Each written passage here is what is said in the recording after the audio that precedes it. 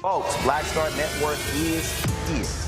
Hold no punches. I'm real revolutionary right now. Black power. Support this man, Black media. He makes sure that our stories are told. Thank you for being the voice of Black America, Roland. Stay black. I love y'all. All momentum we have now, we have to keep this going. The video looks phenomenal. See, this difference between Black Star Network and Black-owned media and something like CNN. You can't be Black-owned media and be scared. It's time to be smart. Bring your eyeballs home. You dig?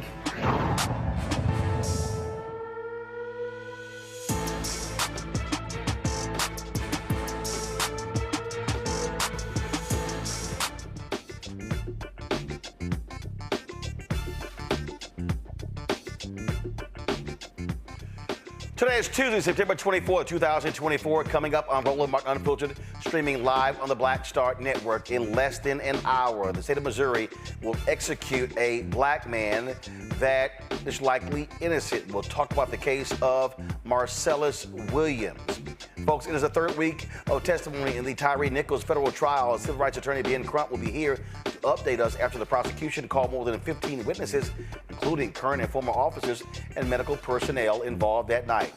Vice President Kamala Harris says she supports abolishing the Senate filibuster to pass legislation to, of course, restore federal abortion protections. Plus, we'll tell you about a disturbing story out of Pennsylvania where a Gettysburg College student used a box cutter to write a racial slur on another student's chest.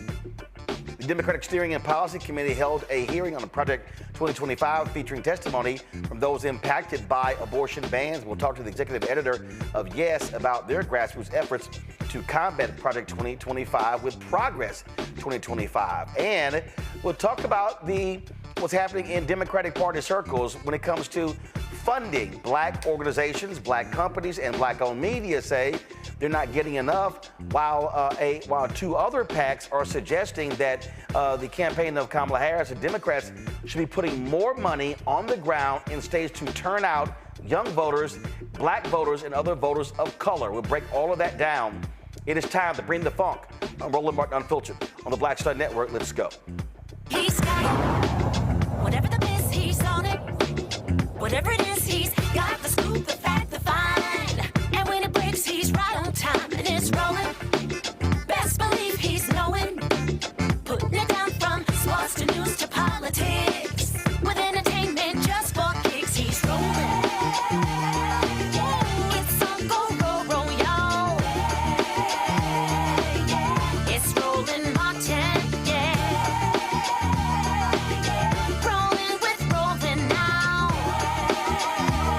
He's funky, he's fresh, he's real, the best, you know he's Roland Martin now.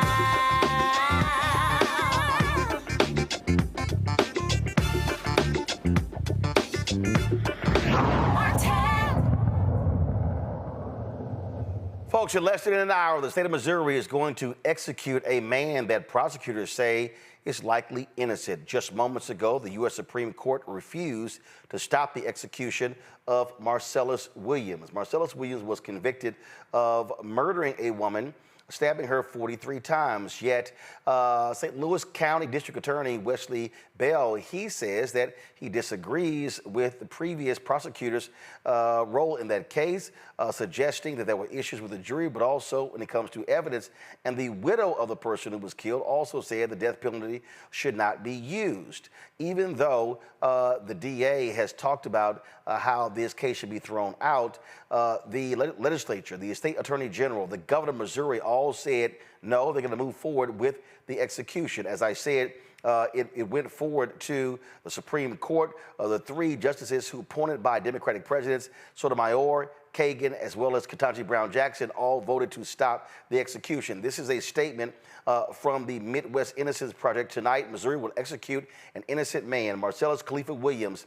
The victim's family opposes his execution. Jurors who originally, give me 1 second, I'm just going to want to show you the statement that they actually put forth.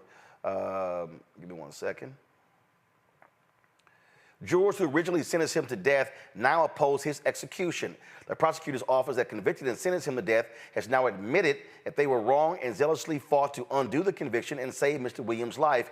More than 1 million concerned citizens and faith leaders implored Governor Parson to commute Marcellus' death sentence. Missouri will kill him anyway. That is not justice, and we must all question any system that would allow this to occur. The execution of an innocent person is the most extreme manifestation of Missouri's obsession with finality over truth, justice, humanity at any cost.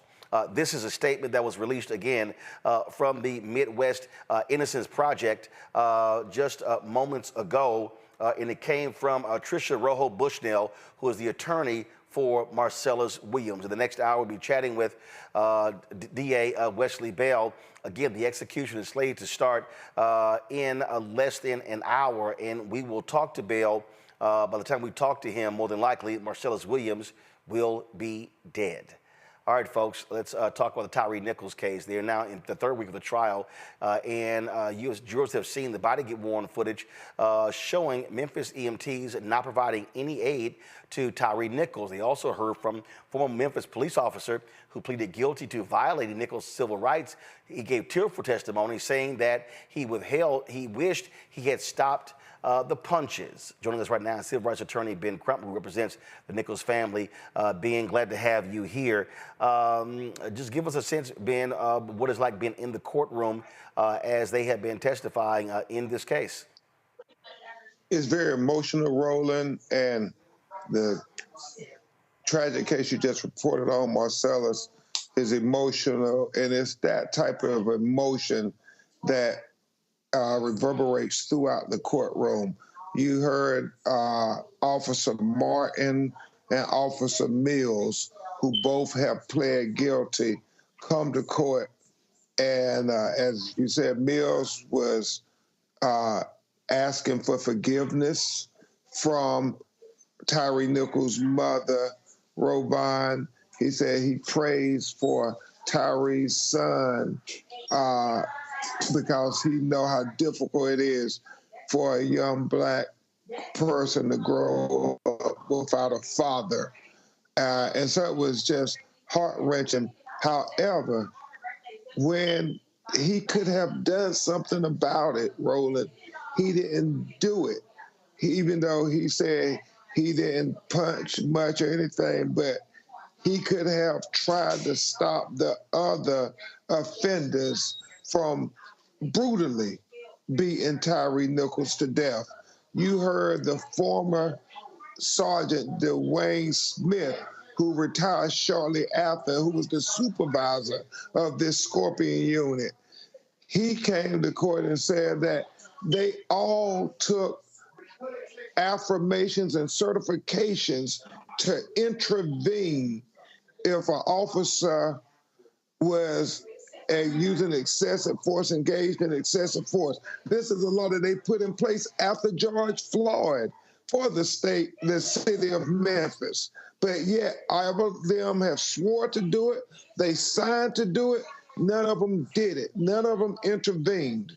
And so I believe that the jury is paying attention, and we don't ever say anything with certainty, but I believe the jury understands how these officers are responsible, and they are all guilty. Now, the cross-examinations are very aggressive.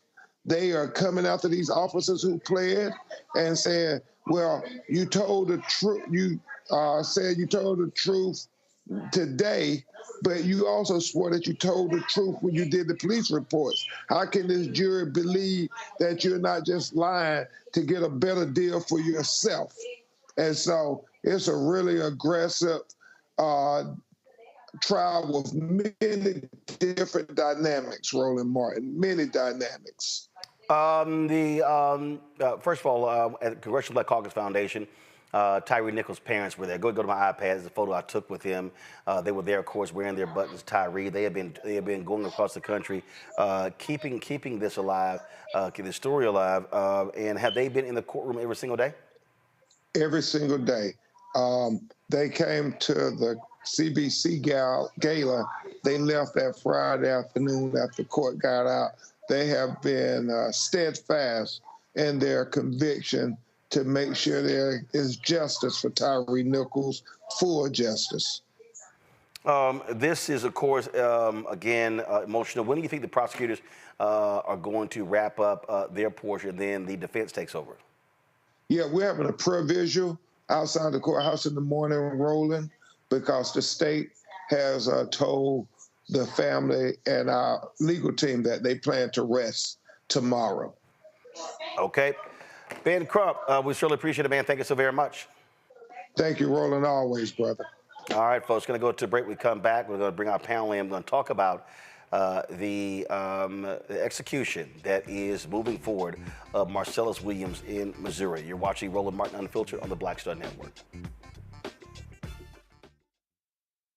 Bob and I both voted for Donald Trump. I voted for him twice. I won't vote for him again. January 6th was a wake-up call for me. Donald Trump divides people. We've already seen what he has to bring. He didn't do anything to help us. Kamala Harris, she cares about the American people. I think she's got the wherewithal to make a difference. I've never voted for a Democrat. Yes, we're both lifelong Republicans. The choice is very simple. I'm voting for Kamala. I am voting for Kamala Harris. In 2016, Donald Trump said he would choose only the best people to work in his White House. Now those people have a warning for America. Trump is not fit to be president again. Here's his vice president. Anyone who puts himself over the Constitution should never be president of the United States. It should come as no surprise that I will not be endorsing Donald Trump this year. His defense secretary. Do you think Trump can be trusted with the nation's secrets ever again? No. I mean, it's just irresponsible action that places our service members at risk, places our nation's security at risk. His national security advisor. Donald Trump will cause a lot of damage. The only thing he cares about is Donald Trump. And the nation's highest-ranking military officer. We don't take an oath to a king or a queen or to a tyrant or a dictator. And we don't take an oath to a wannabe dictator. Take it from the people who knew him best. Donald Trump is a danger to our troops and our democracy. We can't let him lead our country again. I'm Kamala Harris, and I approve this message. IVF is a miracle for us because it allowed us to have our family. After having my daughter, I wanted more children, but my embryo transfer was canceled 8 days before the procedure. Donald Trump overturning Roe v. Wade stopped us from growing the family that we wanted. I don't want politicians telling me how or when I can have a baby. We need a president that will protect our rights, and that's Kamala Harris. I'm Kamala Harris, and I approve this message. Here's a 78-year-old billionaire who has not stopped whining about his problems. Oh, she had a big crowd. Oh, the crowd. This weird obsession with crowd sizes. It just goes on and on and on.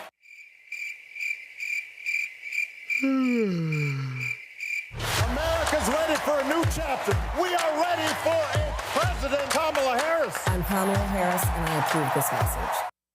The overturning of Roe almost killed me. I had a blood clot in my uterus that caused my labor to have to be induced because of the overturn of Roe v. Wade. I wasn't able to get life-saving treatment sooner. I almost died.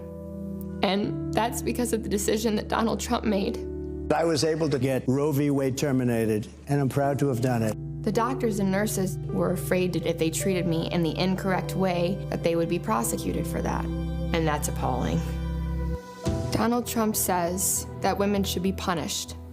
Do you believe in punishment for abortion? There has to be some form of punishment. For the woman? Yeah. I believe that women should have reproductive freedom to make the choices about their own bodies. 4 more years of Donald Trump means that women's rights will continue to be taken away one by one by one by one. This has to stop because women are dying. I'm Kamala Harris, and I approve this message.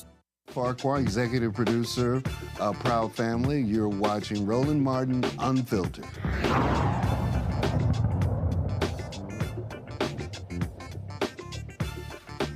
Folks, my pound, Dr. Mustafa Santiago Ali, former senior advisor for environmental justice at the EPA, joining us from D.C. Dr. Larry Walker, assistant professor, University of Central Florida, out of Orlando. Derek Jackson, Georgia State representative, out of Atlanta. Glad to have the three of you here. I'm going to start with you, Derek. This decision out of Missouri. First of all, you have the DA. They said they've been looked at this case. They said that the bottom line is there are some serious issues here when it comes to this case. The county prosecutor. This is the story from the Hill. Wesley Bill, the St. Louis County's current prosecutor, does not stand behind the conviction won by his predecessor, citing concerns Williams' constitutional rights were violated and he may be innocent. Court records show the victim's widower also does not want the death penalty used. Then it says Williams latched on to revelations that the murder weapon was mishandled ahead of the trial. Last month's new test results indicated the knife had DNA on it belonging to two people involved in prosecuting the case. A trial attorney has also admitted to repeatedly touching the knife without gloves. Williams' legal team also claimed that attorney recently admitted he struck a potential juror in the case in part because they were black, which would run afoul of Supreme Court precedent. The state says, no, we disagree. The attorney moments later said, no, absolutely not, when asked if the person was struck because of their race, saying that it was because he and Williams both wore glasses and had similar piercing eyes. That's sort of weird. You know, Roland, that frames up the situation, right? And the reason why I believe they're saying that Marcellus Williams should not be executed this evening is because since 1973, the Death Penalty Information Center has recorded 196. Let me say that again, Roland. 196 exonerations of death row inmates in the United States.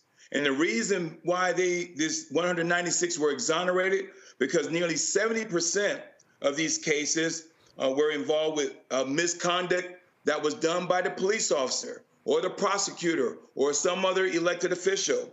Nearly 67%, Roland, these cases were exonerated because of perjury or false accusation. And so when you have a case like Marcellus Williams, where the evidence is very clear, as you just articulated, this innocent man should not be killed. It also provides another case, Roland, why we should not have capital punishment in these United States. That's a system that was created many, many, many decades ago. It doesn't work. It continues to fail the system as it relates to criminal justice reform. And so Marcellus Williams should not die this evening. Larry, on that particular point, it was interesting. Earlier, there was a particular tweet National Review put out, talked about how Vice President Kamala Harris, how she is doing or not doing, faring well with Catholic voters. I thought that was interesting. Of course, they were bringing up the issue of abortion. And I said, it's amazing how these same conservatives don't talk about the Catholic Church, how they are just as opposed to the death penalty as they are abortion. Conservatives always look over that aspect. Well, you know how politics work, Roland. It's a pick and choose election. Unfortunately, this is essentially we've been dealt with for the last several election cycles. But I think your point is particularly important to those who are insisted they're pro-life, but they're only pro-life when it comes to one single issue.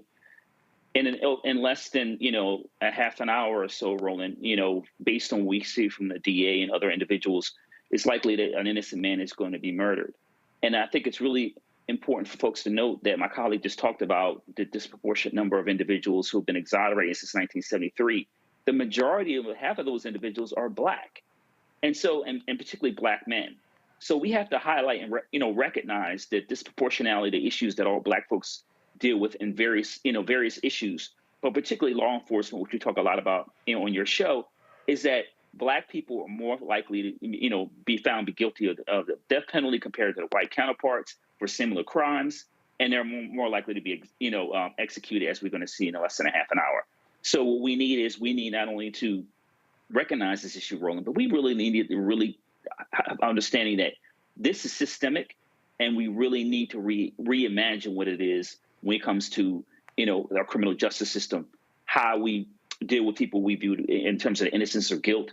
And also, Roland, another important issue is I know the Innocence Project, Legal Defense Fund, among other entities focus on, dealing with, various cases. But we need to make sure we have enough money for DNA testing for those individuals who possibly could be innocent, so we're not faced with this issue on another day. Mustafa, the thing here is, I always say death is death. Death, it is final.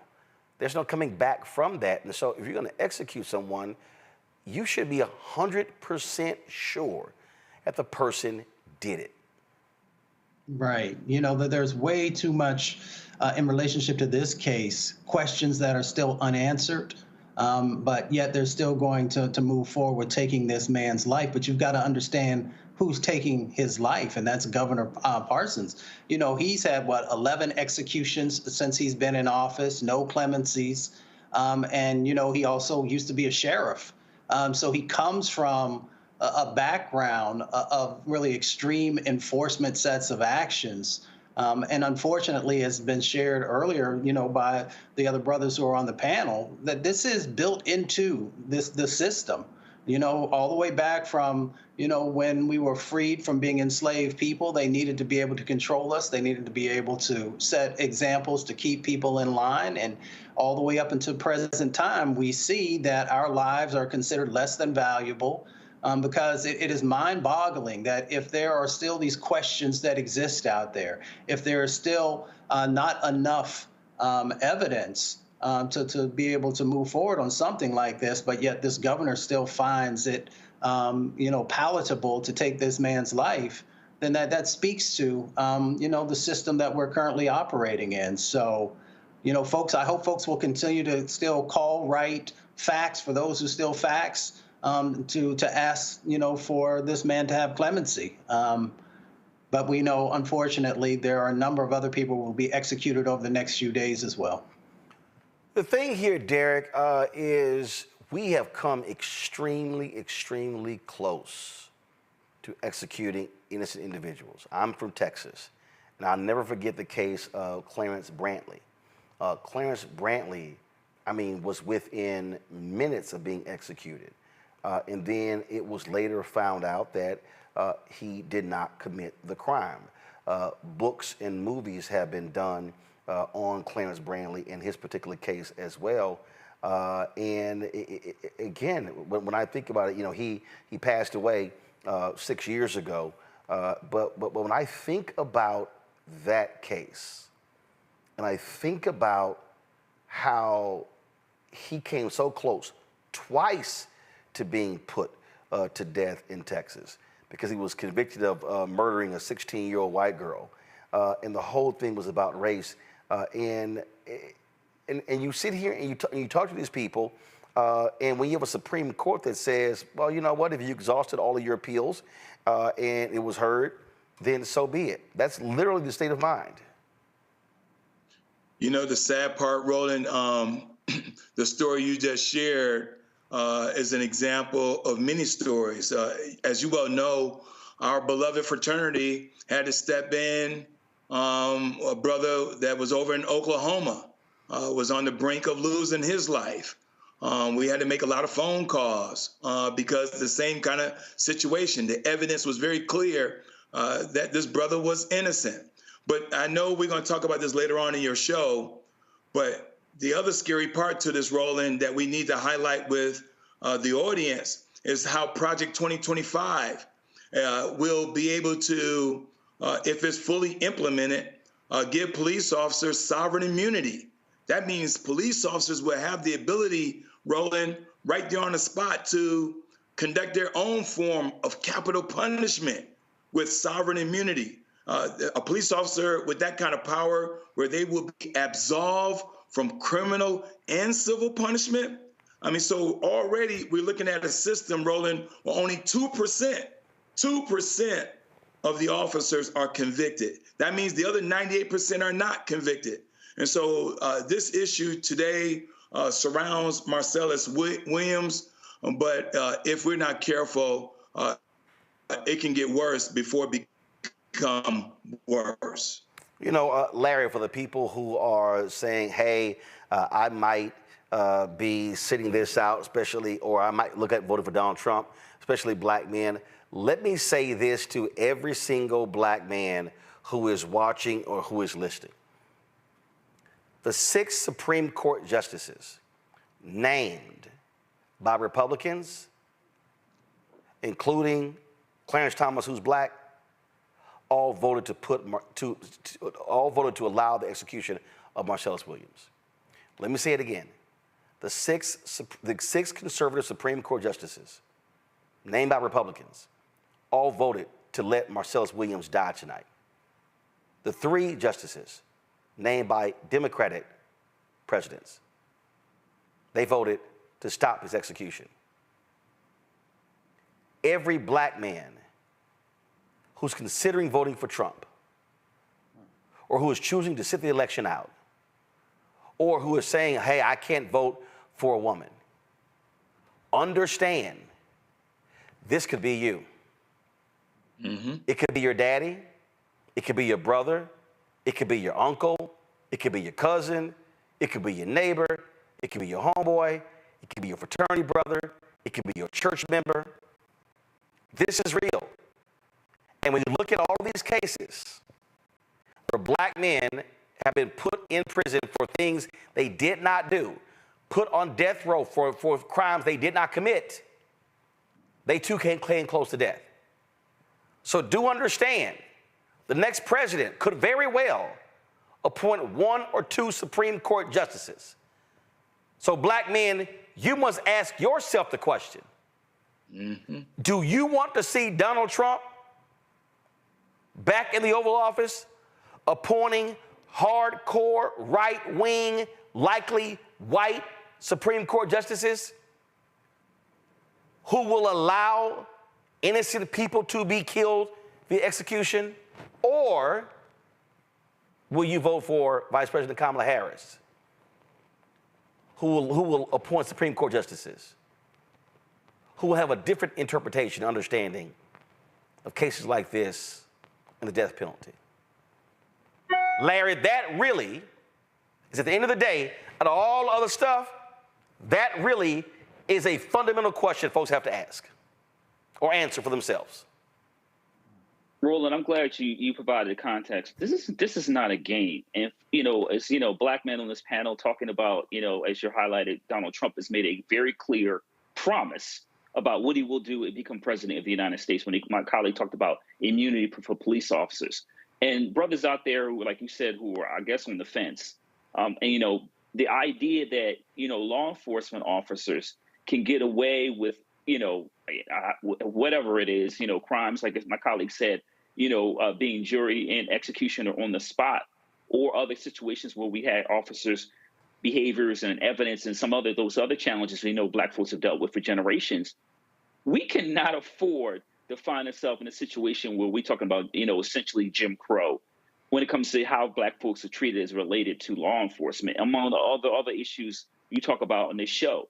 But I've been certainly talking to black men, and look, I'm a father, I have a son, I have nephews, and this issue this election is so important that brothers out there have to get out the vote. You need to bring somebody along with you. You need to donate, because if you allow Trump to get in office in November, we're facing some serious challenges that we may not be able to overcome for generations. Mustafa. The dead cannot cry out for justice. Only the living can do that. So we have the responsibility and the opportunity to not only protect those who are still with us, who are facing these injustices, but we also have the ability to make sure that those whose lives have been taken prematurely, that they receive some form of justice by us getting engaged and making change in the system. All right, folks, gonna go to a break. We come back, more on Roland Martin Unfiltered. We'll talk about Georgia Teamsters endorsing Vice President Kamala Harris. That's a huge development as the national organization chooses not to endorse. Also, Vice President Harris reaffirms her position to get rid of the filibuster to pass a bill codifying abortion rights. We'll talk about that as well. Folks, don't forget to support us here at Roland Martin Unfiltered and the Black Star Network. Your support is crucial because we're out there fighting a good fight when it comes to advertising money. It is not easy for black-owned media. Don't forget also, Cash App is still lots of drama. They're limiting transactions daily, weekly, and in fact, we can't even use Cash App for the show because we're an S Corp, not an LLC, so we're trying to work through that. So if you want to support this show, there are 3 ways to give. First of all, 4 ways. You can send your check and money order. P.O. Box 57196, Washington, D.C. 20037-0196. PayPal is R Martin Unfiltered. Venmo is RM Unfiltered. Zelle, Roland at RolandSMartin.com. Roland at RolandMartinUnfiltered.com. We'll be right back. Bob and I both voted for Donald Trump. I voted for him twice. I won't vote for him again. January 6th was a wake-up call for me. Donald Trump divides people. We've already seen what he has to bring. He didn't do anything to help us. Kamala Harris, she cares about the American people. I think she's got the wherewithal to make a difference. I've never voted for a Democrat. Yes, we're both lifelong Republicans. The choice is very simple. I'm voting for Kamala. I am voting for Kamala Harris. In 2016, Donald Trump said he would choose only the best people to work in his White House. Now those people have a warning for America. Trump is not fit to be president again. Here's his vice president. Anyone who puts themselves over the Constitution should never be president of the United States. It should come as no surprise that I will not be endorsing Donald Trump this year. His defense secretary. Do you think Trump can be trusted with the nation's secrets ever again? No. I mean, it's just irresponsible action that places our service members at risk, places our nation's security at risk. His national security advisor. Donald Trump will cause a lot of damage. The only thing he cares about is Donald Trump. And the nation's highest-ranking military officer. We don't take an oath to a king or a queen or to a tyrant or a dictator. And we don't take an oath to a wannabe dictator. Take it from the people who knew him best. Donald Trump is a danger to our troops and our democracy. We can't let him lead our country again. I'm Kamala Harris, and I approve this message. Is a miracle for us because it allowed us to have our family. After having my daughter, I wanted more children, but my embryo transfer was canceled 8 days before the procedure. Donald Trump overturning Roe v. Wade stopped us from growing the family that we wanted. I don't want politicians telling me how or when I can have a baby. We need a president that will protect our rights, and that's Kamala Harris. I'm Kamala Harris, and I approve this message. Here's a 78-year-old billionaire who has not stopped whining about his problems. Oh, she had a big crowd. Oh, the crowd. This weird obsession with crowd sizes. It just goes on and on and on.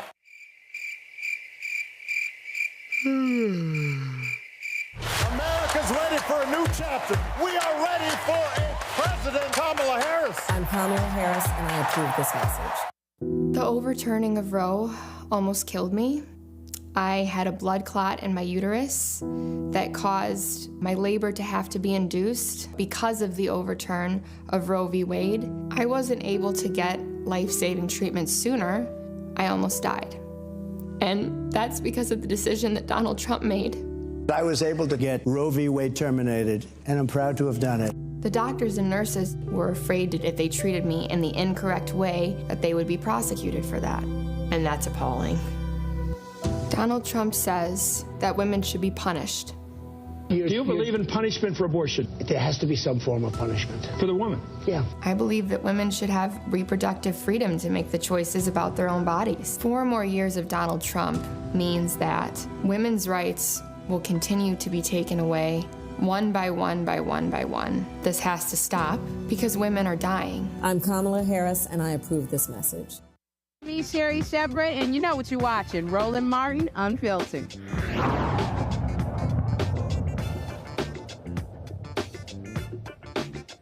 All right, folks. Today, Vice President Kamala Harris, in a radio interview in Wisconsin, vows to get rid of the Senate's filibuster rule to pass a bill codifying abortion rights. Well, first of all, if she's elected president, she can't get rid of that. The Senate will have to do that. But in an interview with Wisconsin Public Radio, she explained how she plans to get a bill to restore Roe v. Wade through Congress, given that Republicans are likely to weaponize the Senate filibuster. to hold on to the majority in the Senate and take back the House.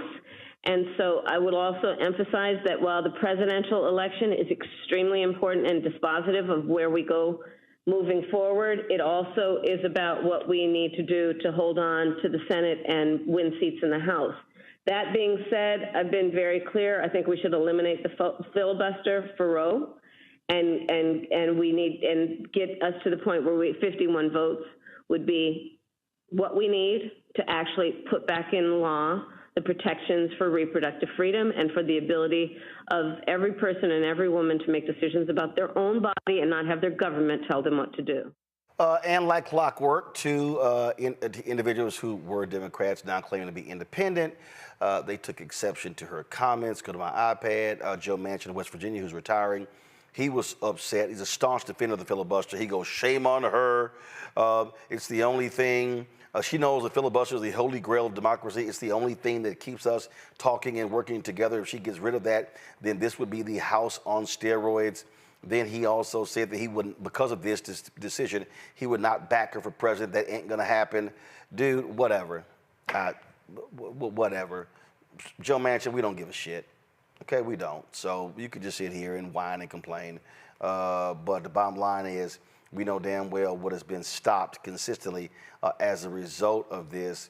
And then, of course, you got the idiot Kyrsten Sinema, who's not running in Arizona because she knew she was going to lose. She said this: to state the supremely obvious, eliminating the filibuster to codify Roe v. Wade also enables a future Congress to ban all abortion nationwide. What an absolute terrible, short-sighted idea. Look, Mustafa, I understand the position that folks have in terms of the filibuster, but let's be real clear. Okay, they change the filibuster when they want to. Mm-hmm. So there is no hard and fast rule against the filibuster. They change it when it comes to passing continuing resolutions. They change it for other reasons. So it's not like the filibuster is always in place.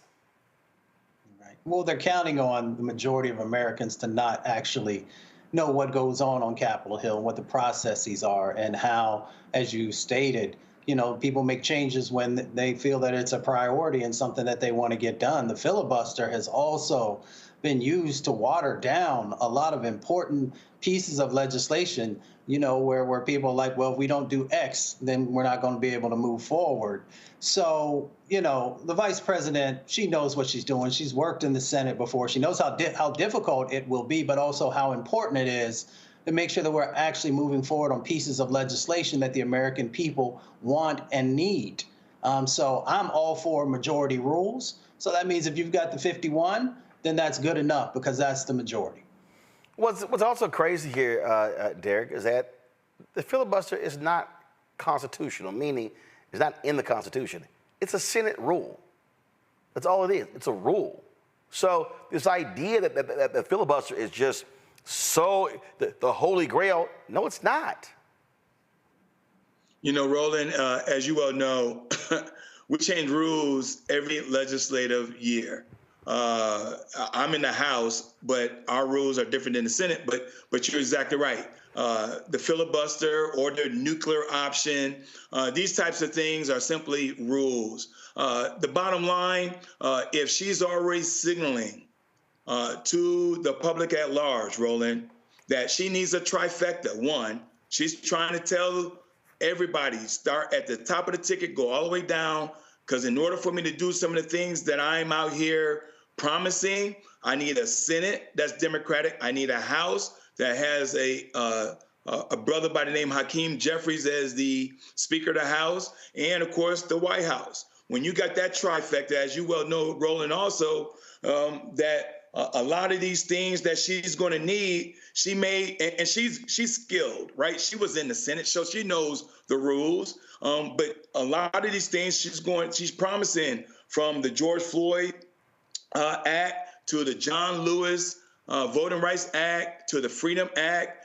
to Roe v. Wade. All these bills may need a 51 vote in the Senate, obviously the majority in the House, and it ends up on her desk, the resolute desk. She's going to sign into law. And so it's great to hear a Democrat saying, this is what I'm going to do, because what Mitch McConnell did to stop President Barack Obama, right? They change these rules all the time to make it convenient to make their needs met. And so she's just saying, I see you, I raise you, and I'm going to do the same thing if the American public make me president. Larry?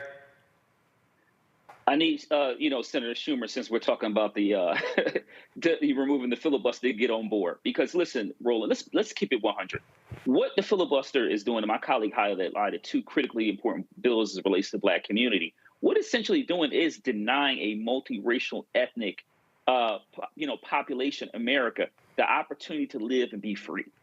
And that's the bottom line. And so I'm glad the VP and hopefully future president acknowledge that the filibuster needs to be changed. But we need some of the Democrats, old school Democrats, to realize that you cannot continue to ask people to vote for you and then turn around and not use the power to once again make sure those that increasingly, racial and ethnic groups and religious groups who are continually growing our society have the rights they need to, like I said, walk the streets, and also women's body autonomy, some of these other issues that the VP talked about today.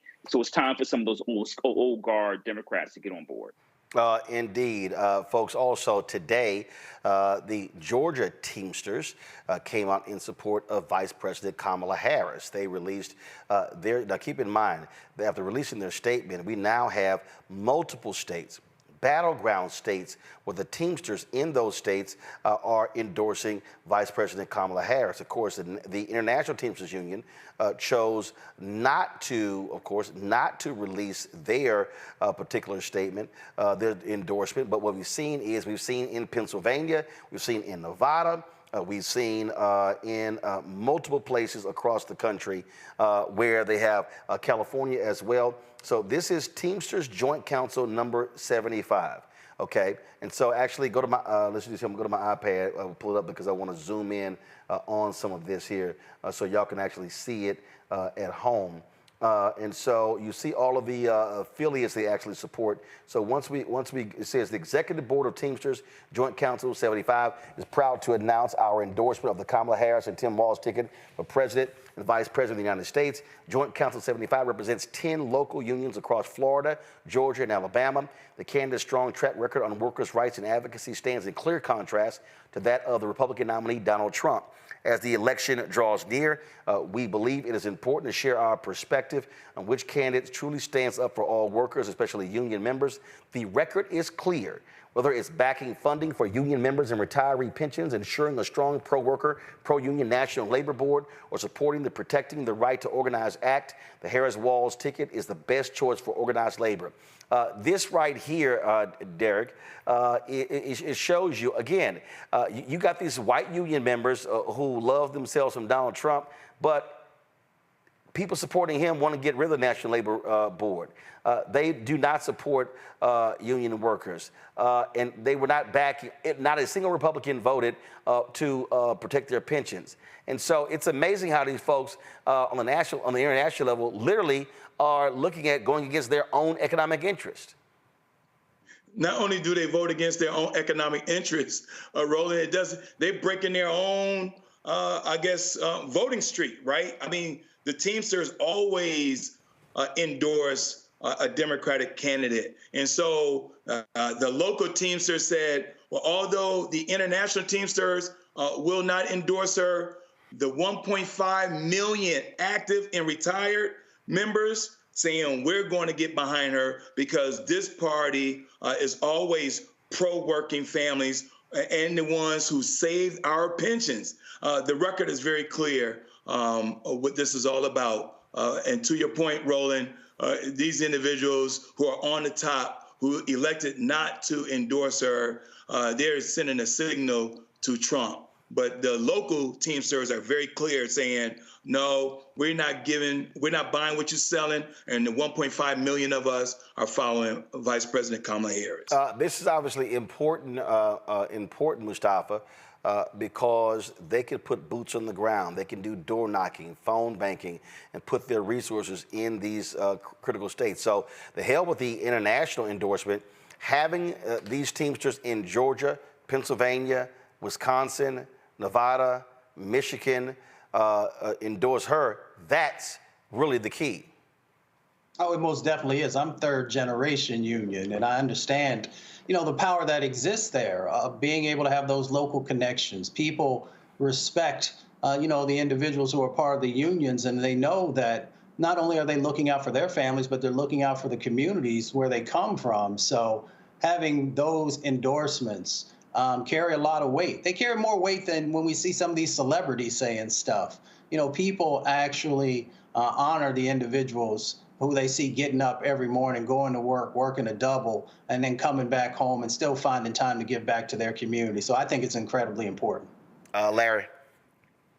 Listen, Roland, I'm from Philadelphia, a blue-collar, pro-union city in the Commonwealth of Pennsylvania. So I'm glad that the unions in these battleground states have come out in support of VP Harris. We have to remember, my colleague talked about, what Democrats have done in terms of pensions. She broke that tying vote in the U.S. Senate and holds the record for, the number of tie-breaking votes in the Senate. So it's not just a matter of talk, it's a matter of policies. And so if it wasn't for VP Harris and President Biden, tens of thousands of union workers will have lost their pensions.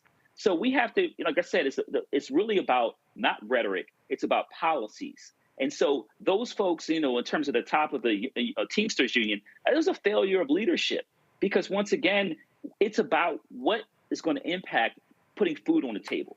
And so for those Teamsters out there that continue to vote against their own interests, you don't want to mess around and find out in November. You do not, folks. Let's talk about Pennsylvania, where a student at Gettysburg College in southern Pennsylvania has left the school over a campus investigation where it found that the student responsible for etching a racial slur across another student's chest during a social gathering early this month. Over the past few weeks, the small liberal arts college of some 2,200 students made national headlines after the school announced it was investigating a report of a hate crime. According to the school's website, 62% of the students are white, while 20% are non-international students of color. The incident took place on September 6th during an informal men's swim team gathering at an on-campus residence.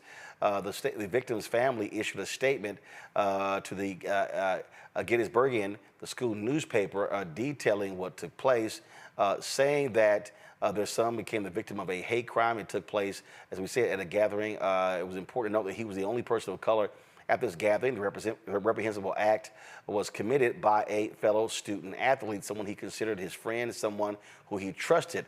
This student used a box cutter to etch the N-word across his chest. In less than 48 hours after the incident, our son was interviewed by the members of the coaching staff and summarily dismissed, not suspended, from the swim team. The punitive action was taken prior to the commencement of the Office of Students' Rights and Responsibilities on investigation. That's pretty wild there, Larry. You're a college professor. You would think that, how are you dismissing the person who had the N-word etched in their chest with a box cutter? And then what I'm trying to understand is, how did that even happen? Was he being held down against his will by the other members of the swim team? This is a wild story, Roland. And you said, I'm a professor in higher education. This is an absolute failure of leadership at the president of Gettysburg College, also the coaches. How does a student get suspended before this even went to, it was under, the university had the opportunity to investigate this issue? The other thing is, Roland, that this is not, sometimes when, white kids commit these crimes, they kind of brush it off. He used a box cutter. And it was also clear, Roland, in terms of the failure of leadership, that they didn't once, even though it was an investigation, they should have contacted law enforcement, which they did not. This is a criminal case. This is a hate crime. It should be prosecuted by the local DA. And that student, not only in terms of being reinstated, obviously, the swim team, but I hope, and I read the statement from the family, they should sue the university because the president and all the coaches, they all failed this, and also his classmates and his teammates, they absolutely failed him. And as the details of how this exactly went down, as you described, comes out, we really need to make sure those individuals responsible, that their names are front and center on TV. Well, it's interesting here. The school announced that the individual who carved the N-word in the students, the chest of the teammate, is no longer enrolled. Okay, was he sent home? Did he choose himself to pull out, or did they actually leave that? This is the statement right here. Quote, we can report that the individual who scratched a slur onto another person is no longer enrolled at the college. Of course, that's what the school actually said. The president decried the racist incident in a letter to the campus community.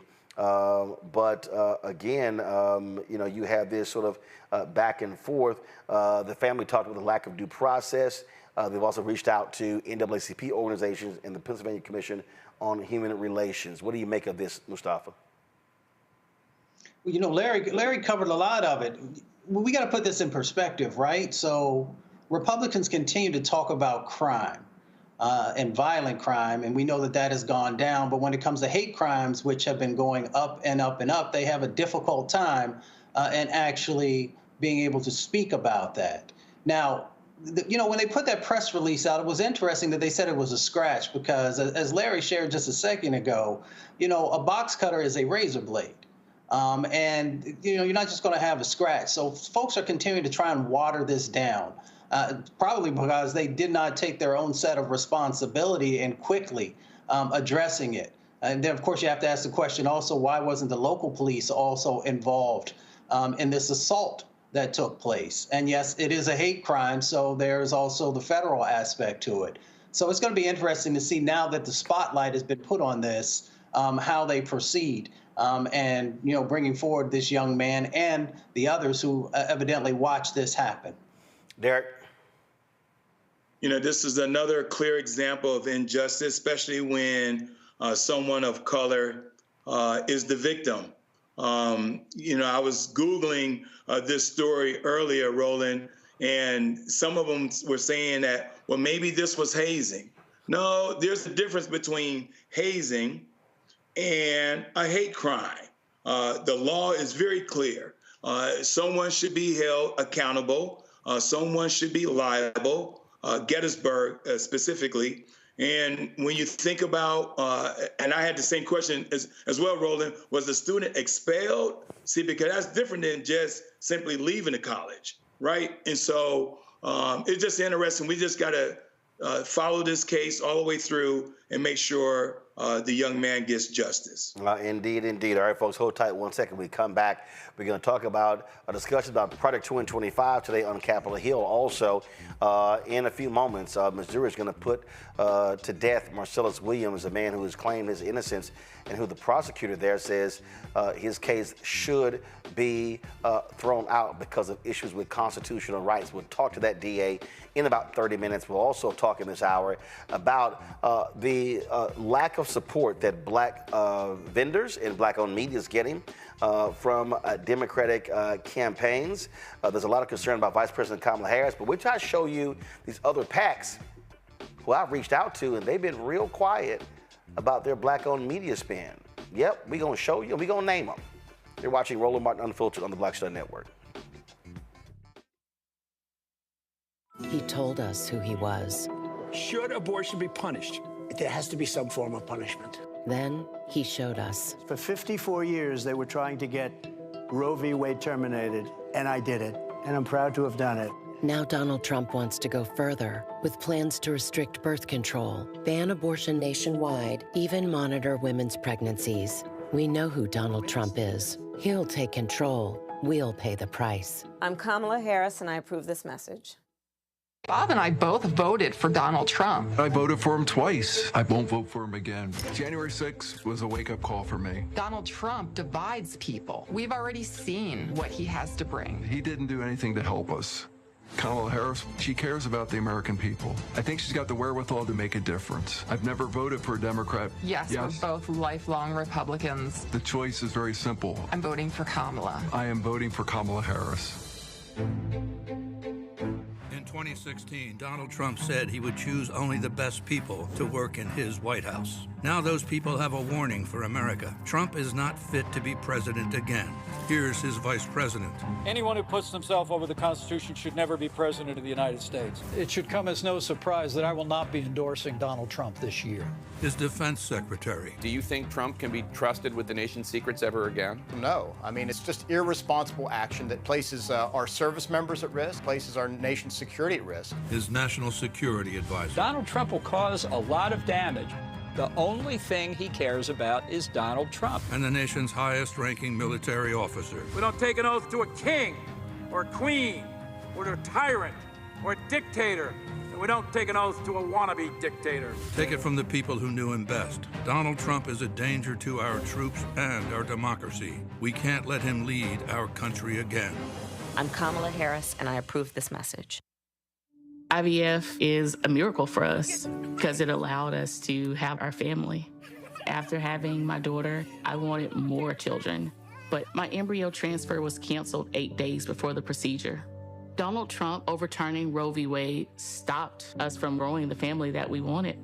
I don't want politicians telling me how or when I can have a baby. We need a president that will protect our rights, and that's Kamala Harris. I'm Kamala Harris, and I approve this message. Here's a 78-year-old billionaire who has not stopped whining about his problems. Oh, she had a big crowd. Oh, the crowd. This weird obsession with crowd sizes. It just goes on and on and on.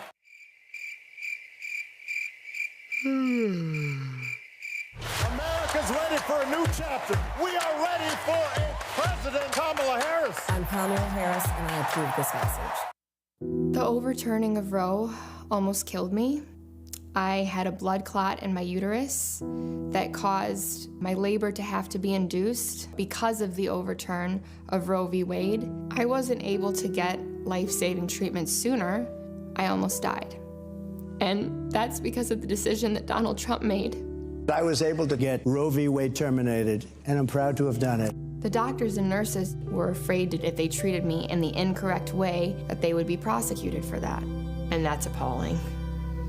Donald Trump says that women should be punished. Do you believe in punishment for abortion? There has to be some form of punishment for the woman. Yeah. I believe that women should have reproductive freedom to make the choices about their own bodies. 4 more years of Donald Trump means that women's rights will continue to be taken away one by one by one by one. This has to stop because women are dying. I'm Kamala Harris, and I approve this message. Hey, it's John Murray, the executive producer of the new Sherry Shepherd Talk Show. You're watching Roland Martin Unfiltered.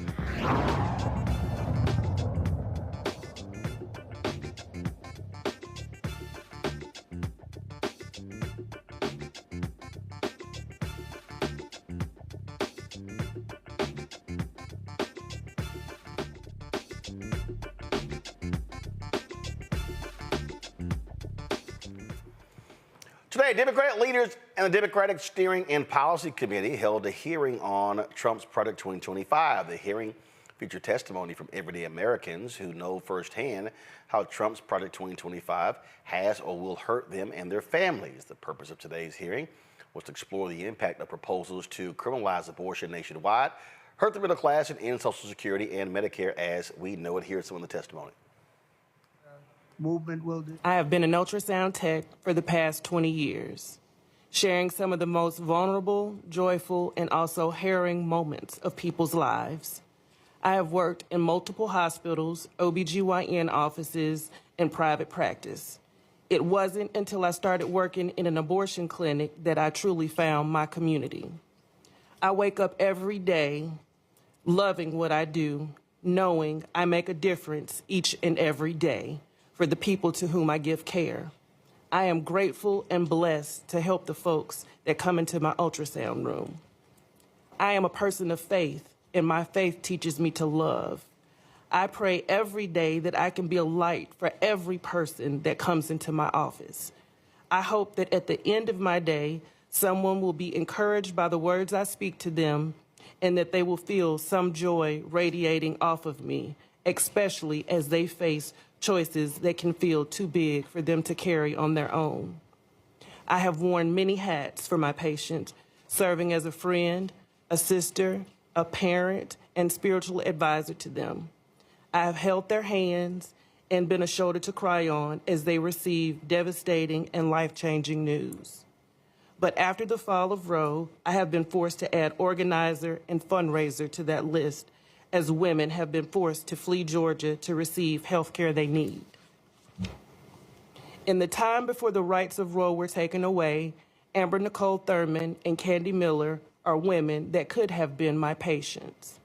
But because of Georgia's abortion ban, they were forced to try to seek care on their own. Candy shouldn't have been faced with the thought of being prosecuted while making the decision that was best for her and her family, a choice that would allow her to be a mother to her children. Amber's death hit me hard as she was a part of my community, a community that I've called home for 22 years. She died in a hospital where I've worked and a place where I watched my grandson be born. If these bans hadn't been put in place, I might have been the person to perform Amber or Candy's ultrasound. I might have been able to make them smile and give them a hug or listen to them say thank you. Now, we know Project 2025's intent is to reshape the federal government and decimate civil and human rights. Yvette Dion, Executive Director of Yes Media, she joins us right now to talk about Progress 2025. Yvette, so exactly what is Progress 2025? So Progress 2025 is an initiative by Yes Media to really offer a counter offer to Project 2025. So often when we're thinking about Project 2025 and the way that it would decimate the United States and the federal government and just everyday ordinary Americans, we think about the fear of that and the hopelessness of that. Progress 2025 offers a radical vision for what our world could look like if it wasn't just stopping Project 2025, but going further than that, really allowing us to connect with one another, provide resources to the most needy among us, and to really ensure that together and collectively we can create the world that we desire to live in. Okay, so what is it? So what does it contain? So it's a hub of ideas, of stories, particularly reported stories, that focus on 10 key areas. So we have immigration, we have reproductive health, reproductive justice, we have civil liberties, economics, racial justice, policing. So essentially organizers and activists who are on the ground reporting about what their communities are doing to create solutions that can be implemented across the United States.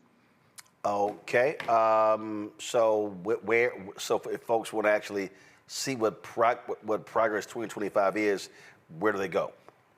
They can go to progress2025.org, which would redirect them to yesmagazine.org, where they can read this wealth of stories about what we're hoping these solutions can be to Project 2025. Mustafa? Well, thank you for everything that you're doing.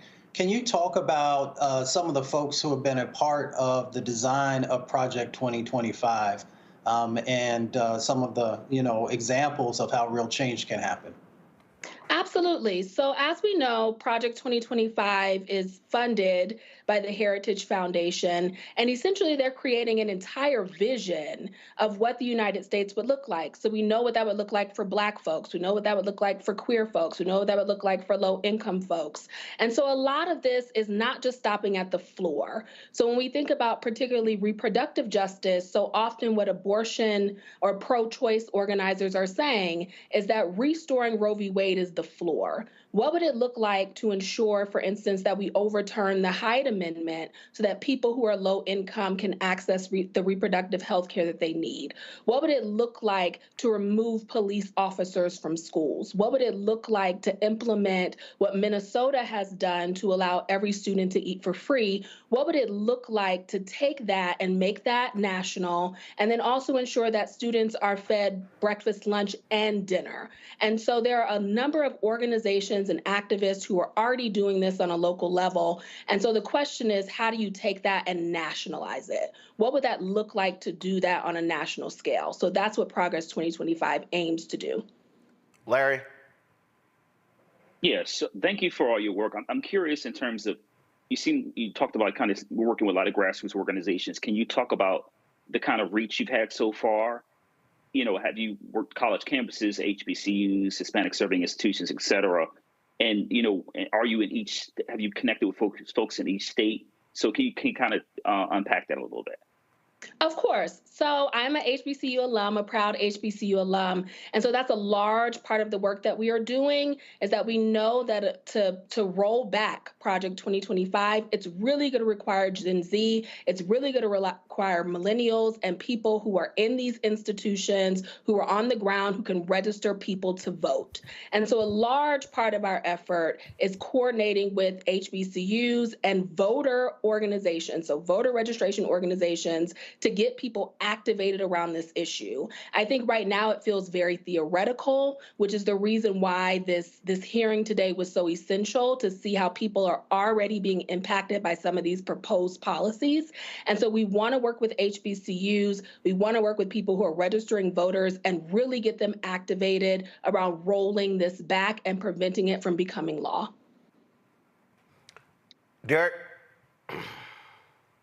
So I understand your aim and objective for Progress 2025, but my concern would be, how are you going to differentiate Progress 2025 from Project 2025, especially in this age of misinformation and disinformation? We know that the Heritage Foundation and the Trump campaign has tried to move away from Project 2025. They try to call it something else, Agenda 47, Project 47, all this other kind of stuff.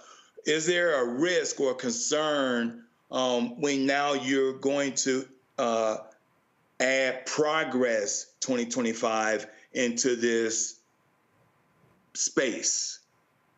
I think there's a risk. Of course, there is a risk. I think the Trump administration is trying their very best to separate themselves from Project 2025. Conservatives in general are pretending as if they have no idea how this came to be and how it exists. And I think the risk there is really overwhelming the discourse around Project 2025. But I think if we're able to connect this idea that it's not just about rolling back Project 2025, like we know that abortion bans already exist. They are already harming people in multiple states across the United States. It's not just enough to implement Roe v. Wade again. We have to go further. And so if we create this and think of this as a vision of where we can go, where leftists can go, where Democrats can go, I think it allows us to tie ourselves to Project 2025, but also push people further than they are thinking about it right now. So for instance, often we're thinking about, okay, what happens if we are able to preserve Social Security? But what would happen if we, say, lowered the voting age? What would happen if we made Election Day a national holiday? What are our possibilities here? There's a risk in that, but I think the risk ultimately will pay off. All right, then. Yvette Dion, we certainly appreciate it. Thanks a lot. Thank you. All right, folks, I got to go to a break. We come back.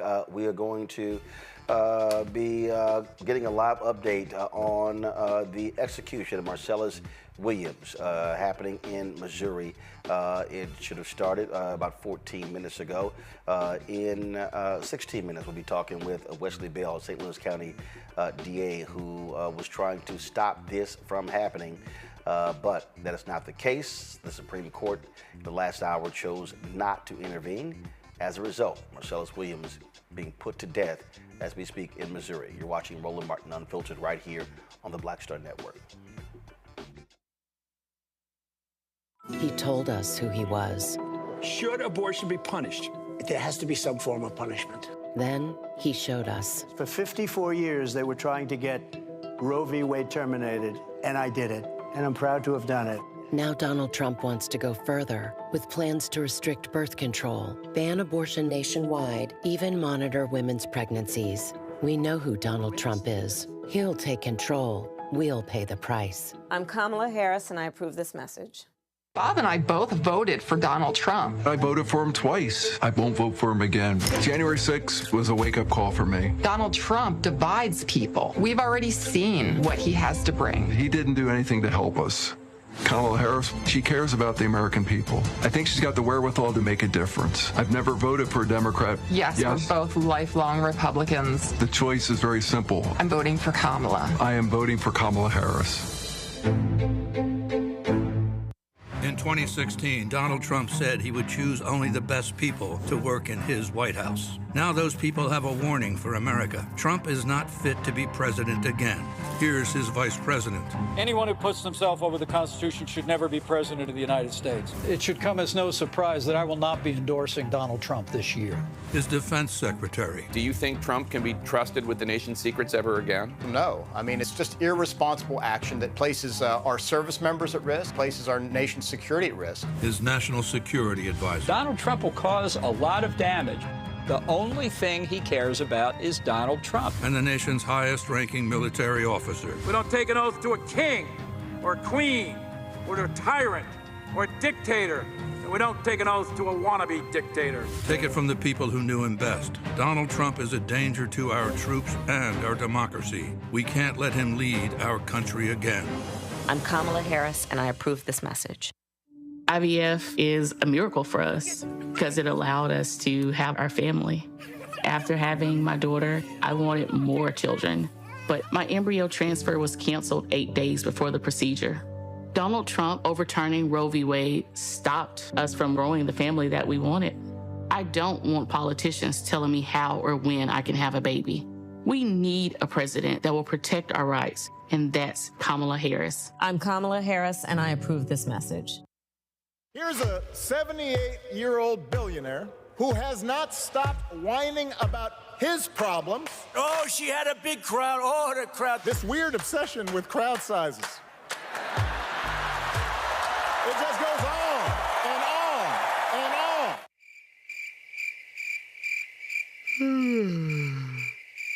America's ready for a new chapter. We are ready for a President Kamala Harris. I'm Kamala Harris, and I approve this message. The overturning of Roe almost killed me.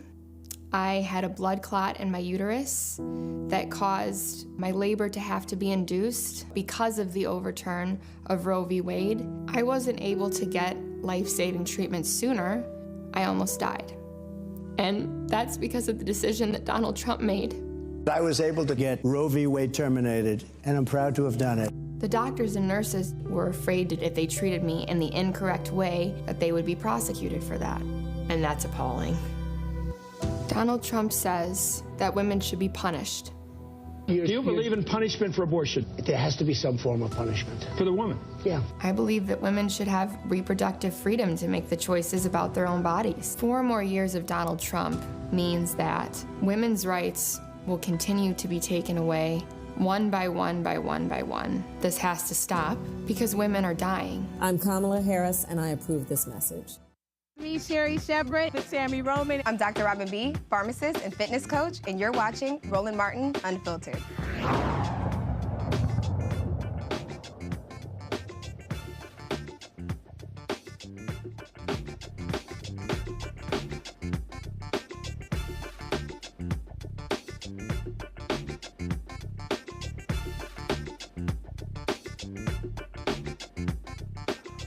All right, folks, President Joe Biden delivered his final comments on the world stage when he addressed the United Nations General Assembly today.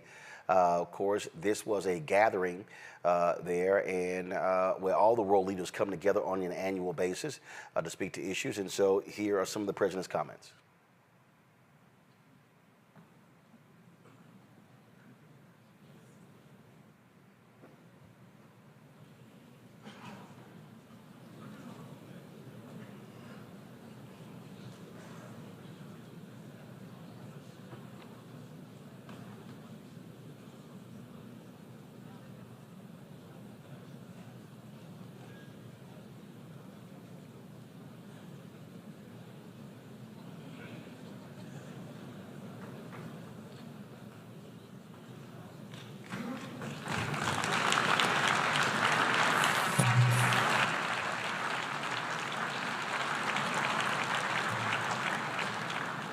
My back.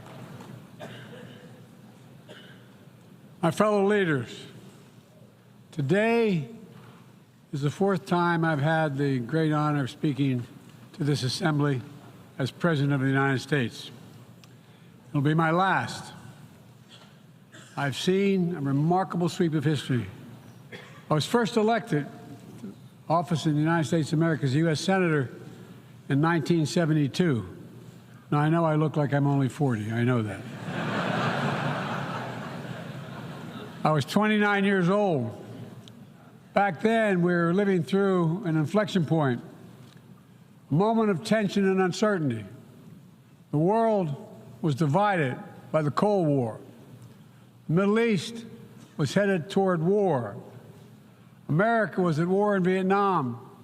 At that point, the longest war in America's history. Our country was divided and angry. And there were questions about our staying power and our future. But even then, I entered public life not out of despair, but out of optimism. The United States and the world got through that moment. It wasn't easy or simple, without significant setbacks. But we go on to reduce the threat of nuclear weapons through arms control, and then go on to bring the Cold War itself to an end. Israel and Egypt went to war, but then forged a historic peace. We ended the war in Vietnam. The last year in Hanoi, I met with the Vietnamese leadership. We elevated our partnership to the highest level. It's a testament to the resilience of the human spirit and the capacity for reconciliation. That today, the United States and Vietnam are partners and friends. And it's proof that even from the horrors of war, there's a way forward. Things can get better. We should never forget that. I've seen that throughout my career. In the 1980s, I spoke out against apartheid in South Africa. And then I watched the racist regime fall. In the 1990s, I worked to hold Milosevic accountable for war crimes. He was held accountable. At home, I wrote and passed the Violence Against Women Act to end the scourge of violence against women and girls, not only in America, but across the world, as many of you have as well. But we have so much more to do, especially against rape and sexual violence as weapons of war and terror. We were attacked on 9/11 by al-Qaeda and Osama bin Laden. We brought him justice. Then I came to the presidency at another moment of crisis and uncertainty. I believed America had to look forward. New challenges, new threats, new opportunities were in front of us. We needed to put ourselves in a position to see the threats, to deal with the challenges, and to seize the opportunities as well. We need to end the era of war that began on 9/11. As Vice President to President Obama, he asked me to work to wind down the military operations in Iraq, and we did, painful as it was. When I came to office as president, Afghanistan had replaced Vietnam as America's longest war. I was determined to end it, and I did. It was a hard decision, but the right decision. 4 American presidents had faced that decision, but I was determined not to leave it to the 5th. It was a decision accompanied by tragedy. 13 brave Americans lost their lives, along with hundreds of Afghans in a suicide bomb. I think those lost lives, I think of them every day. I think of all the 2,461 U.S. military deaths over a long 20 years of that war. 20,744 American servicemen wounded in action. I think of their service, their sacrifice, and their heroism. I know other countries lost their own men and women fighting alongside us. We honor their sacrifices as well. To face the future. Folks, again, you can go to whitehouse.gov and you can actually see the full speech of President Joe Biden today at the 79th United Nations Assembly. Folks, it is official. Marcellus Williams has been executed by the state of Missouri for a stabbing death that took place where someone was stabbed, a reporter was stabbed 43 times. There were questions about the case. There were questions about his innocence, and numerous people made phone calls trying to pressure the governor to Missouri Supreme Court to stop this, but they chose not to do so. This right here was a decision by the United States Supreme Court where the cert was denied. The application for stay of execution of sentence of death presented to Justice Kavanaugh and by him referred to the court is denied. The petition for a writ of certiorari is denied. Justice Sotomayor, Justice Kagan, and Justice Jackson would grant the application for stay of execution of sentence of death. And so that took place again nearly 2 hours ago. This right here was the final statement, the last statement of Marcellus Williams. All praise be to Allah. in every situation. As you see, it was signed there as well. His last meal took place at 10:53 this morning, consisting of chicken wings and tater tots. His last visitor was an imam. As I said, there were numerous people who questioned this case, and one of them was St. Louis County District Attorney Wesley Bell, who joins us right now. Glad to have you. Glad to have you back on the show, but unfortunately, in these circumstances, what happened here? What caused you to say when you became the DA that there was something wrong with this case and a wrong was being committed? First and foremost, when I became the St. Louis County prosecuting attorney, I took an oath to bring justice, not just to bring convictions, not just to make my numbers look good, but to actually bring justice. And when we looked at this case, and we have a great team in our conviction incident review unit, also working with the Lathrop GPM, Matt Jacober, and so many people who invested time and resources into saving Marcellus's life because it was in the interest of justice. There was a case. This case had serious questions with respect to the integrity of the conviction, questions of potential innocence, and there was never a decision to be made between execution and just setting him free.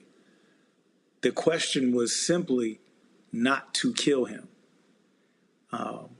because of the questions that were lingering about this case, because of questions about the integrity of the conviction, and so looking at this case, and again, this case was originally brought before my time, but I'm here now, and so it was our obligation to do everything that we could do to make certain that justice was served, and unfortunately, it was not. Did you believe that he was innocent, or did you believe that there were problems with this, so therefore, unless you are absolutely sure about putting someone to death, that you don't do it unless you're sure? Yeah, and so here's the thing. We had questions about his potential innocence, and we wanted the opportunity to investigate that, to determine whether he was actually innocent. But the case was set for execution so quickly, we didn't have time to do a full investigation. So we had to go with what we had and the strongest arguments that we can make. And so we did that, working with not only our folks in our office, folks from Lathrop GPM, who I mentioned earlier, working around the clock to address the injustices that we saw because of the questionable convictions. And to your point, if there is a shadow of a doubt with respect to a conviction, the last option on the table should be execution. Now, I don't believe in the death penalty, but for those who believe in the death penalty, I don't think anyone would dispute that if there are questions about the conviction, and as the DA, not at the time of the conviction, but my office, I represent this office now, and we are telling you that there are serious questions and serious concerns about this conviction. That alone should be enough to warrant not killing someone. You talk about these serious issues, yet the Missouri State Supreme Court, the governor, Supreme Court, just completely ignored those, and they said, no, kill him. This is a failure of the system. There were several points where this could have been averted, and Marcellus Williams should still be alive. But those things did not happen. This case should never have there should have never been a conviction in the first place. If when my team looked at this case, this is a case that we would have had serious questions on the front end 20-something years ago, or what have you, and through the appellate process.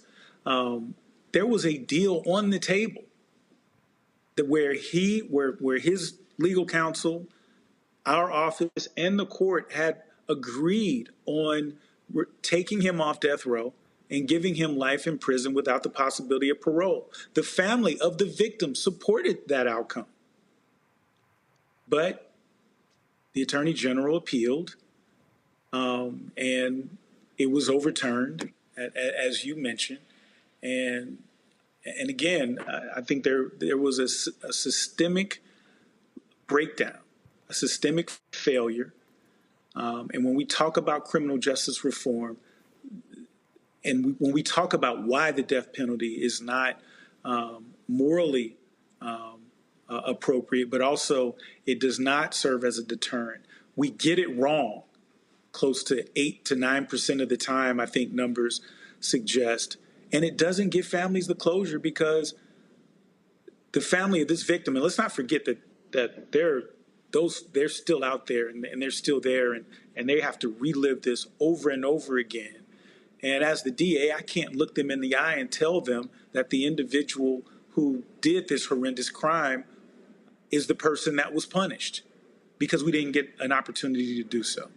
And that's a travesty of justice as well. And folks who don't understand, this is a state crime, so there could be no federal part in here because it wasn't a federal case. It was all left up to the state. Questions from the panel. Derek, you're first. Yeah, I appreciate the work that you tried to give Marcellus Williams. My question is, what's the next Marcellus Williams that your office is looking at? Because as you stated, the merits of this case have so many questions, so many concerns. Who's the next Marcellus Williams that we can try to save? You know, I think that we have to take a really long look in the mirror as a society, the last westernized country to still implement and utilize the death penalty. When I came into office on day one, I announced that under my administration, we would never ask for the death penalty, and we've stood by that. There are cases that are still coming, obviously, from before my time as prosecutor and around the country as well. But what happens is that we find these cases determined based on partisan standing. And in this case, we look at the U.S. Supreme Court's decision, which fell on partisan lines. The Democrats rightfully dissented in this case, Justice Sotomayor, Jackson, and there was one more Supreme Court justice who dissented. And simply, and I just want to be clear, and I think it's important for people to understand this. What we were asking is because there is a question with respect to the integrity of the conviction, you cannot execute someone under those circumstances. This was not a question between punishment or letting him go free. At least if you don't execute him, he has a fair opportunity to vet out his claims of innocence. And we get to find out, and the family would get to find out ultimately what actually happened and who should be held accountable. And as the person in my county who gets to make the decisions on charges, change charges, dismiss charges, this was a sobering situation when I had no control. And as the representative who runs the office, you would think that more deference would have been given to the actual office saying there are questions about this conviction. Larry?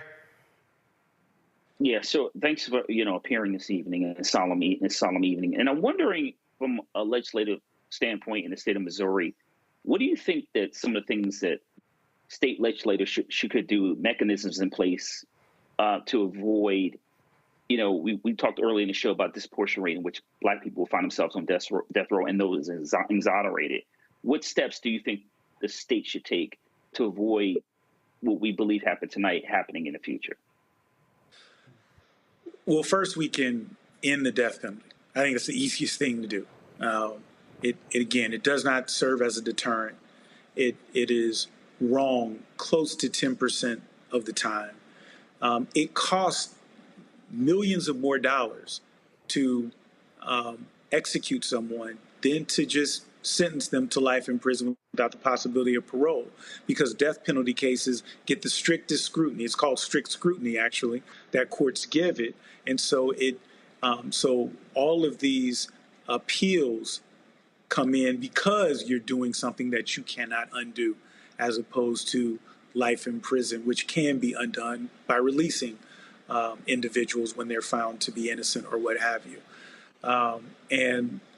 And here in Missouri, there was legislation that created a panel to review these cases. But before that panel could give any kind of finding, the panel was ended. So we never got an opportunity to find out what that panel would have recommended, what that panel knew or didn't know. We never got to see that because it was because the panel was ended before they were able to make any kind of findings, and simply letting them do their job potentially could have gotten us in a different place. But short of ending the death penalty, we're going to continue to have these types of situations, and it's a tragedy. Mustafa. I mean, this is another sad day in America. Another Black life has been sacrificed to the system, to the beast. I'm curious, what do you say to the 1.5 million folks who signed, the petition to help save this brother's life, and all those who are out there right now in this moment looking for a little glimmer of hope, a little glimmer of light? What are your words to them? It's interesting, and I saw, comments on social media, and a lot of it was in the right place. Their hearts were in the right place, trying to save Marcellus Williams' life. But some of the comments I saw were, well, we got to vote the governor out. We got to make sure the governor knows that if he does this, he's going to get voted out. Well, guess what? It's a little late in the game. The governor is termed out. The governor's not running for a re-election. The governor can't run again. And so there's nothing that can be done politically to the governor. And so we got to make certain that we are staying involved in the process at all times, in every election. We can't just wait until we get upset. We can't wait until a situation like this happens to get involved. We got to stay involved. Even if Marcellus would have been spared the death penalty, as he should have, as was mentioned before, there are other cases out there across the country, and it's important that our voices are heard with respect to these criminal justice reforms that Roland knows that myself and even him have been championing for years. We got to be savvy about the fight. We got to be savvy about how we navigate and making certain that we show up at every single election. And this has to be one of the issues that we show up for. And candidates have to know that if we're going to support them, that we want this to be front and center. And so there's a lot more work to be done and a lot more lives to be saved. DA Wesley Bell, we appreciate it. Thank you so very much. And the fight does indeed continue. And a reminder to people, there's a big U.S. Senate race in Missouri this year. And so if those folks in Missouri who are upset with this decision, guess what? You can take Josh Hawley out as a United States Senator and put in a voice of reason. So that's one way people can also respond. We appreciate it. Thanks a lot. My pleasure. Thanks for having me. Folks, when we come back, we're going to talk about Democrat politics, black vendors, black-owned media, lack of dollars, but also what needs to happen when it comes to putting resources on the ground to turn out young voters, black voters, and other voters of color. We're going to break all of that down next, right here on Roland Martin Unfiltered on the Black Star Network. Support the work that we do. Send your check and money order to P.O. Box 57196, Washington, D.C., 20037 7-0196. PayPal, R. Martin Unfiltered. Venmo's RM Unfiltered. Zelle, Roland at RolandSMartin.com, Roland at RolandMartinUnfiltered.com. We'll be right back.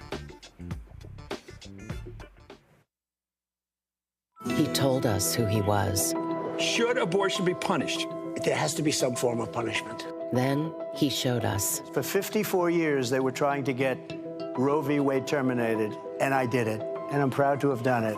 Now Donald Trump wants to go further with plans to restrict birth control, ban abortion nationwide, even monitor women's pregnancies. We know who Donald Trump is. He'll take control. We'll pay the price. I'm Kamala Harris, and I approve this message. Bob and I both voted for Donald Trump. I voted for him twice. I won't vote for him again. January 6th was a wake-up call for me. Donald Trump divides people. We've already seen what he has to bring. He didn't do anything to help us. Kamala Harris, she cares about the American people. I think she's got the wherewithal to make a difference. I've never voted for a Democrat. Yes, we're both lifelong Republicans. The choice is very simple. I'm voting for Kamala. I am voting for Kamala Harris.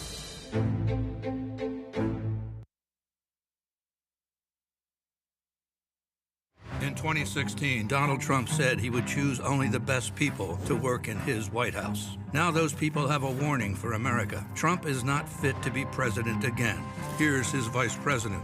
Anyone who puts themselves over the Constitution should never be president of the United States. It should come as no surprise that I will not be endorsing Donald Trump this year.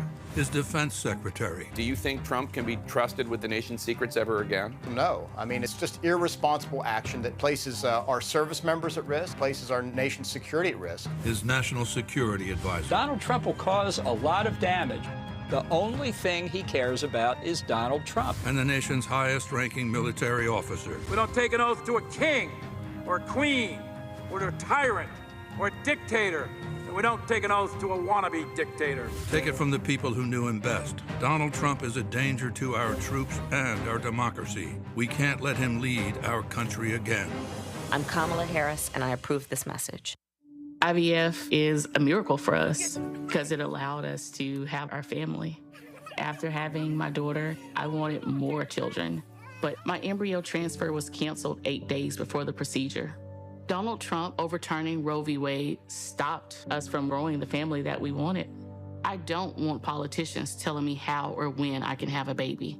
We need a president that will protect our rights, and that's Kamala Harris. I'm Kamala Harris, and I approve this message. Here's a 78-year-old billionaire who has not stopped whining about his problems. Oh, she had a big crowd. Oh, the crowd. This weird obsession with crowd sizes. It just goes on and on and on.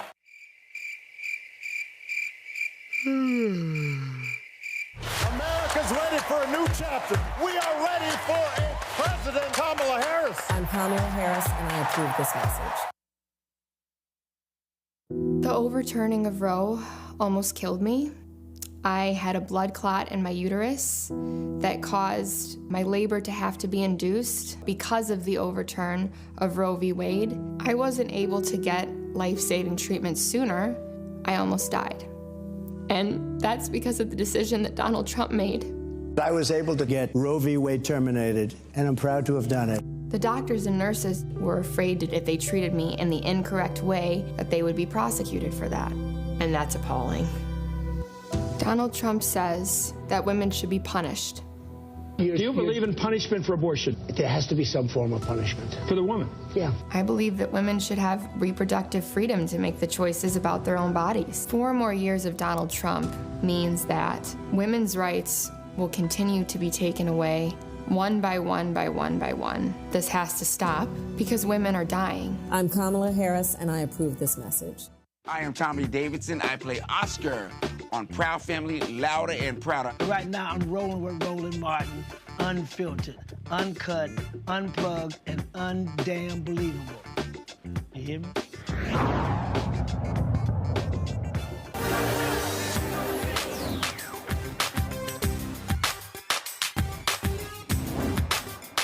We've been frozen out.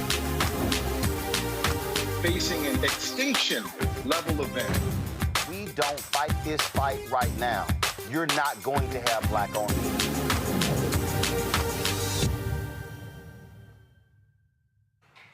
So many times in this show, I've talked about this idea that for African Americans politically, we're sharecroppers. In terms of who gets the resources of these campaigns. Unfortunately, you largely have white organizations, white companies that are getting the contracts when it comes to media, when it comes to direct mail, when it comes to political consultants, we're frozen out. Well, folks at Notice dropped a story the other day, and they were talking about they interviewed a lot of people dealing with the campaign of Vice President Kamala Harris. This was their headline: Black operatives are furious over how Kamala Harris' campaign is spending money. Minority-owned firms are frustrated. The campaign is relying on white-owned firms for spending, and they're worried that could ultimately hurt the campaign with voters of color. So they go through the story. There are a number of people who are quoted in here. Derek Johnson, the NAACP, and others talking about problems in terms of where the whole issue lies. And this is not a new issue. This is not an issue all of a sudden just cropped up. This has been the problem for any number of years. And again, it's always a battle over the money. And what you have is, let's be real clear, African-American women are the #1 voters for Democrats in this country. Black men are #2. But when it comes to the money, white consultants control the money. That has been the issue over and over and over again. And they determine how much money is being spent on black get-out-the-vote efforts, how much money is being spent on black-owned media. These things happen on a very consistent basis. Now, let's talk about how much money. Now, this is the issue. This story, though, focused on the Harris-Walz campaign.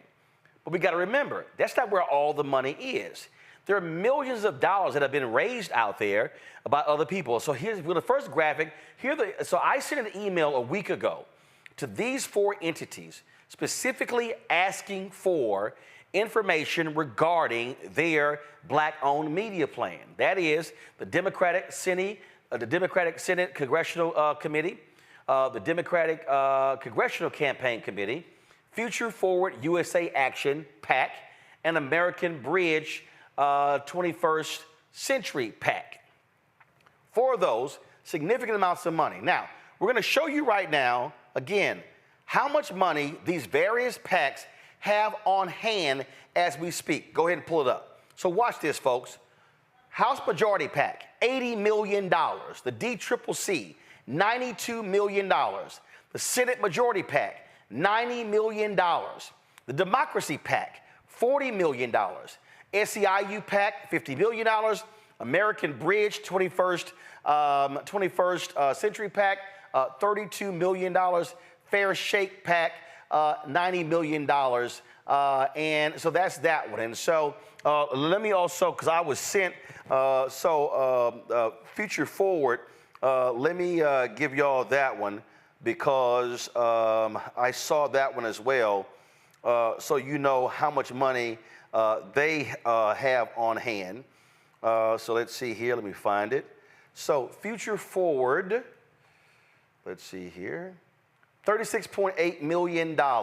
They've spent $77 million, okay? So, in a week, none of them responded. I sent an email last Tuesday. I sent an email on Thursday. I sent an email on today. I text individuals the DCCC was supposed to be preparing a report to send to me. I was supposed to get that Monday, didn't come to me on Monday.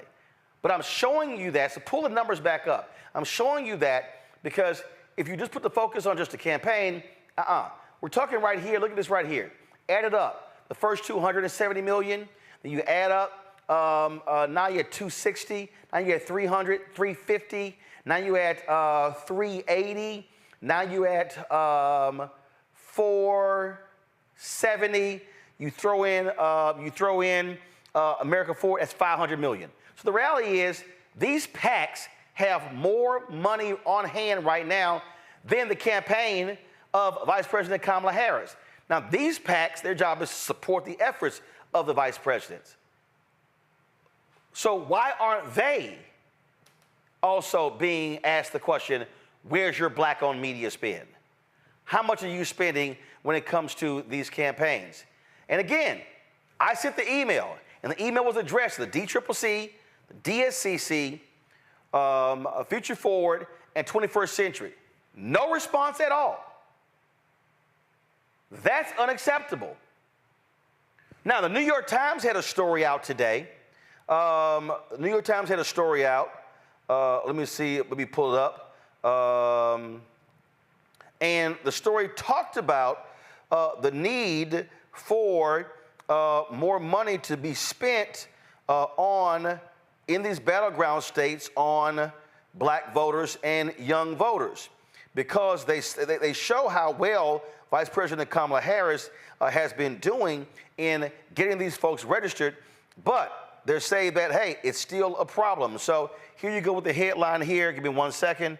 Give me 1 second. Okay. All right, folks, we got to sit here. Some little issues right here. But what we are seeing,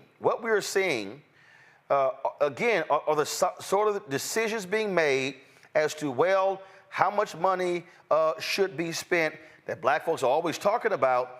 And again, what these consultants do, they constantly are trying to chase this white Republican suburban vote and throw money at that, as opposed to targeting the resources of folks who are likely going to turn out. Now go to my iPad. So this is the headline: more money urgently needed to reach younger and minority voters, organizers warn Harris donors. And so this memo was put out by Democratic Super PAC Priorities USA and the progressive advocacy organization Progress Now. The New York Times obtained this, and they say Vice President Kamala Harris' candidacy has reinvigorated the Democratic base. She has not yet completely consolidated the support of the voters of color who receive much of their information online and will decide close elections. It points to Progress Now data that suggests Ms. Harris is trailing President Biden's levels of support with black, Latino, and young voters in Arizona, Michigan, North Carolina, Pennsylvania, and Wisconsin in 2020, and notes that the diverse coalition Mr. Biden assembled were critical to his slim margins of victory. Quote, "We cannot tolerate any loss of support and hope to win. Without an immediate investment in communication to these groups that is commensurate with their power in the electorate, electing Harris in November will become harder." Now, I've been saying that, y'all, for more than 3 years. I've really been saying that for the last year. See, the problem is here, and I understand it. Folks will look just to the campaign, but you must examine the entire ecosystem. We're talking about money being spent. You've got your reproductive rights groups. You've got Emily's List. You've got environmental groups. You've got labor. You've got all these different groups that are spending money. This entire election is estimated somewhere from $10 to $12 billion is going to be spent. Yet when you start asking the question, how much is being spent on black folks? Crickets. And folks get real quiet. How much money is being spent on black-owned media? Very small amounts of money. And so here we are, 43 days, or was it 42? And folks like me and others, including my next guest, have been saying for months, don't wait, don't wait, don't wait too late. Now, the game shifted in July when President Biden announced he wasn't running for re-election. Vice President Kamala Harris reinvigorates the ticket, but she had a very short runway. So she couldn't put together her own team. She frankly had to inherit the team of President Biden. And I dare say she probably wouldn't necessarily have those same people. But it is what it is. So I would say to, again, PAC Priorities USA, Well, here's what I want to know. What are y'all spending to reach these voters? Where's the money going? Who's being hired on the ground? Those are the questions that folk should be asking. And I'm not trying to put the campaign off the hook, but what I'm saying is the entire Democratic apparatus must deal with this, because this is something that comes up every 4 years, and it's stupid. And again, I'm going to say it, the same white boys and white girls, they are the ones who make all the money. They're the ones who lock down all the checks, and they're the ones who are making those decisions. And what ends up happening is black folks are, knocking on the doors, trying to yell, hey, what's going on? And so this continues to be the problem. And I dare say, I believe that Vice President Kamala Harris wins. I believe that Vice President Kamala Harris is going to be far more interested in changing this dynamic and not trying to have this fight every 4 years because it's stupid. Because you cannot have a changing of the country with demographics becoming more minority and you have white folks running the system. Let me tell y'all something. A couple of years ago, not a couple of years ago, probably it was either 16 or 17. Folks at TV One invited me to a media buyers meeting reception here in D.C. Y'all walked in there. It was about 300-400 people.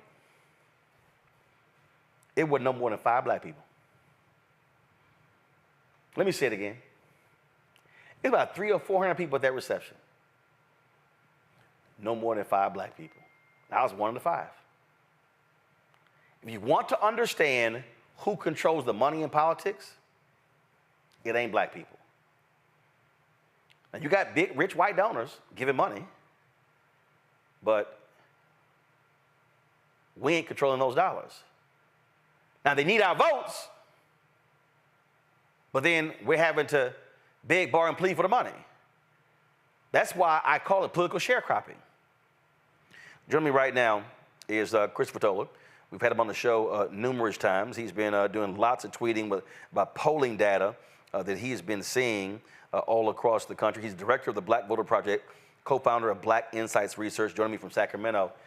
And Chris, you have been making this point constantly in your tweets that if the Harris-Walz campaign wants to win, and if Democrats want to win governor's mansion in North Carolina, hold the Senate seat in Ohio, hold the Senate seat in Arizona, hold the Senate seat in Nevada, flip the Senate seat in Florida and Texas, there has to be investment targeting black people, minority voters, and young voters.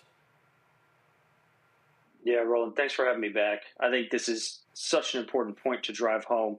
And it's really twofold for me. One, this election cycle is going to go one of two ways, depending on how much investment is made in turning out black voters. I really don't have much worry that black voters are going to vote for Harris at a margin similar to 2020. We're seeing that in good polling data that captures accurate black samples. But I am, still worried that turnout is going to reach numbers that are needed, the 62, 63% nationwide, higher in battleground states like Pennsylvania in 2020, black turnout was upwards of 70%. And those numbers are not just going to come out of nowhere, right? It takes work, it takes investment, it takes campaign spending, mobilization, running ads in those communities, and running ads that are being put together by people who know what it takes to mobilize black voters. And so, as you said, like you are one of 5 people in a room of 400 of black media personnel trying to get money and things. In the black consulting world, there's only a handful of black consulting firms trying to figure out how to get, a contract here or a contract there with these big campaigns, with these PACs, to actually help them mobilize black voters. And really, it's kind of a side story, right? There's not the interest that there should be. Secondly, because turning out black voters, mobilizing black voters is the way to build the coalition for the future. Black voters, as you mentioned, are the most steady support of the Democratic Party. And once you get someone to vote, they're likely to continue voting for the foreseeable future. And so the more black people you can get into the electorate, the more young people you can get registered and voting in an election like this, when there's a lot of excitement, a lot of enthusiasm around a candidate like Kamala Harris, you could change the electorate for years to come, right? For generations, if you put that time and energy in. And Chris, Chris, the issue here is not percentage. It's volume. That's the point. Yeah. What I have been saying on this show to our audience is that if black people turn out at 70% of our capacity, it completely changes the election. So, because first of all, we've seen in the last 5 cycles, the black voter turnout has been dropping. We also understand voter suppression, shutting down of locations, and all the different methods Republicans are doing to stop people targeting formerly incarcerated folks in Nebraska and Florida and other places. But it's turning them out. And when you talk about those ads, yes, ads that resonate with black people, ads done by black people speaking in our language. But it's not just ads. It's also on the ground. It's touching people. It's activation. It's also funding grassroots organizations who are going door to door, precinct by precinct, who are going to those places, sending folks that look like them. You can't send some young white kids with an iPad to rural North Carolina and rural Georgia. They don't connect with those folks. You've got to be able to you got to be doing things in East North Carolina. You got to be doing things in rural Georgia. Like I was there with Warnock in 2020 and 2022. Those are the things that were happening. And unfortunately, that requires resources. But what happens with these white Democratic strategists, Chris, they want to dump all the money in television because that's how they make their money, because they get a percentage of the media buys. And so you got to have folk understand. And this is also what I've been saying constantly, and I've been yelling this, that the black electorate has changed. If you look at, every year post the Civil Rights Movement, and I call myself a Civil Rights Movement baby because I was born November 14th, 1968, and I see with my generation, which was Gen X, that you see every year less self-identify as Democrats, which means we are open to other perspectives. Now, do we still likely vote Dem? Yes, but we don't self-identify, which means you now have to micro-target black people. That means that you now have to spend, the reality is, 3 to 4 times more money to reach black voters than you used to do because black voters are not self-identifying. And Chris, I dare say that's the problem for the white consultants. They don't want to spend that money. They are looking at going, well, why should we spend, according to the Notice story, $70 million was spent on paid media for black audiences in 2020, and it's going to be less spent by the campaign this year. And again, that was an issue with turnover there between Biden and Harris. That whole month, campaign was almost broke because fundraising pretty much shut down. That was a big problem as well. I can tell you for a fact that there was a meeting with labor in June, on June 17th, and $60 million was committed to be spent. And then, of course, that debate was 10 days later. But these white Democratic strategists are going to have to shut the hell up and listen to black people and realize the micro-targeting of black people is real, and you're going to have to cut a bigger check. And that means funding black political consultants, black pollsters, black get-out-the-vote efforts, and black-owned media. And I've been in some of those conversations, and what you're saying is exactly what's happening. And a lot of the research falls to the same faults as the larger sort of public opinion polling research we've seen, where they look at the black community in certain states or across the country, and they say, oh, it's 12% here, it's 13% here. In some states, it's less. And it's more effective to spend trying to address all voters, and we'll just throw in a little part of the ad or throw in a little part of the campaign that's going to capture black voters, speaking to them through just a little segment of the entire campaign instead of doing more targeted, focused ads. And that's not working, right? And the black community ends up getting written off, ends up being forgotten in these larger campaigns. And there's a real missed opportunity, especially at a moment like this, to not only bring the black community into this campaign, but again, to mobilize the black community for the future. When we look at places like Georgia, Georgia didn't turn blue overnight. It was almost a decade of a campaign on the ground there, Black Voters Matter campaign, working to try and get Stacey Abrams in the governor's office, as you mentioned, to get Warnock elected to the Senate. That was years and years and years in the making, that these campaigns, that these PACs don't really want to do or don't understand how to do and aren't committed to that type of investment. But that's really what's needed. And if so, we won't have to look at decisions like today where we see conservative courts deciding whether or not someone gets extra time to live, right? Or if there's actually going to be a stay on an execution where there's sort of overwhelming evidence that someone should have extra time to live. In this case, right, the court, because it's overwhelming conservative right now, made that decision for him. If Black voters are in the fold, if we are having Black voters' voices heard to the magnitude that they should be and could be, it can completely change the political landscape. I want to go to my panel here. I'm going to go to Mustafa first. Mustafa. You're doing. My dad used to have this quote. He used to say, "Don't tell me you love me, show me you love me." And it makes sense that don't tell me you want Black votes, show me you want Black votes. Mm-hmm. So I'm wondering, how do we make sure that these folks who have these dollars are actually moving them? What is the pressure point? What are the leverages that we have to move this in the right direction? And I think for me, I always turn to just like getting out the vote firsthand. And once you can get someone voting and active, and you can make the case that their vote matters, that there's something to vote for, then you have to look at getting Black elected representatives in office and getting Black officials in office who are from the community, who will relate to the community, and who understand the struggle that we're talking about. And so it's not only just changing who's voting, but changing what the elected representatives look like. And as you'll see, some of the most vocal representatives out there fighting for the Black community day in, day out are Black representatives, right? They, even if they don't have that deciding vote, even if they're not out there passing the most revolutionary policy, their voice is out there, oftentimes changing the conversation.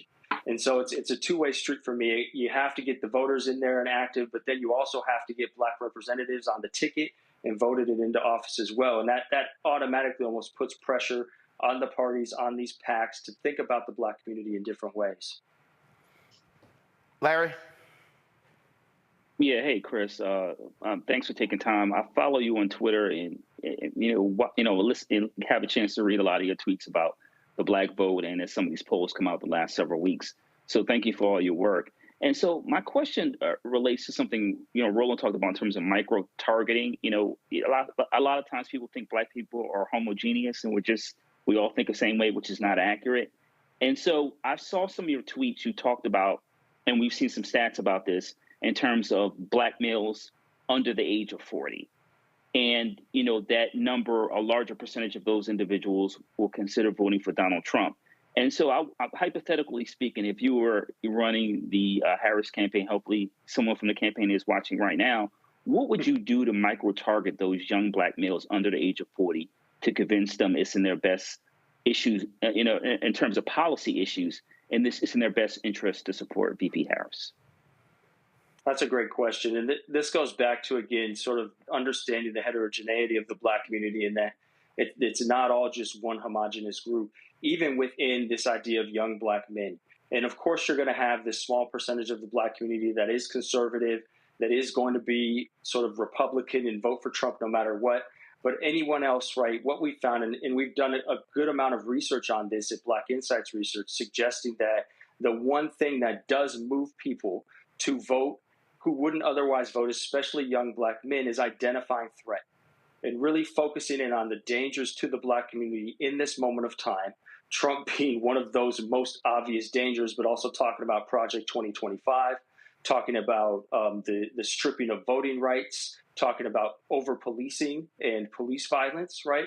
Bringing those things to the forefront, and how one party, this case MAGA and the GOP, is really working to enhance those threats to the Black community, where the other party is in a way trying to stall those out, at least block those from taking hold or becoming worse. That actually activates Black men more so than other things, and in some ways closes the gender gap, at least when it comes to participation and getting engaged in the system, and kind of getting over some sense of apathy that a lot of Black men might feel when looking at politics and seeing all of these messages being thrown at them from all different sides of the aisle. Derek? Chris, I appreciate your work. My question is around ROI, the return on investment, right? I mean, do you have a instrument to where you can gauge what that mobilization and that organization looks like?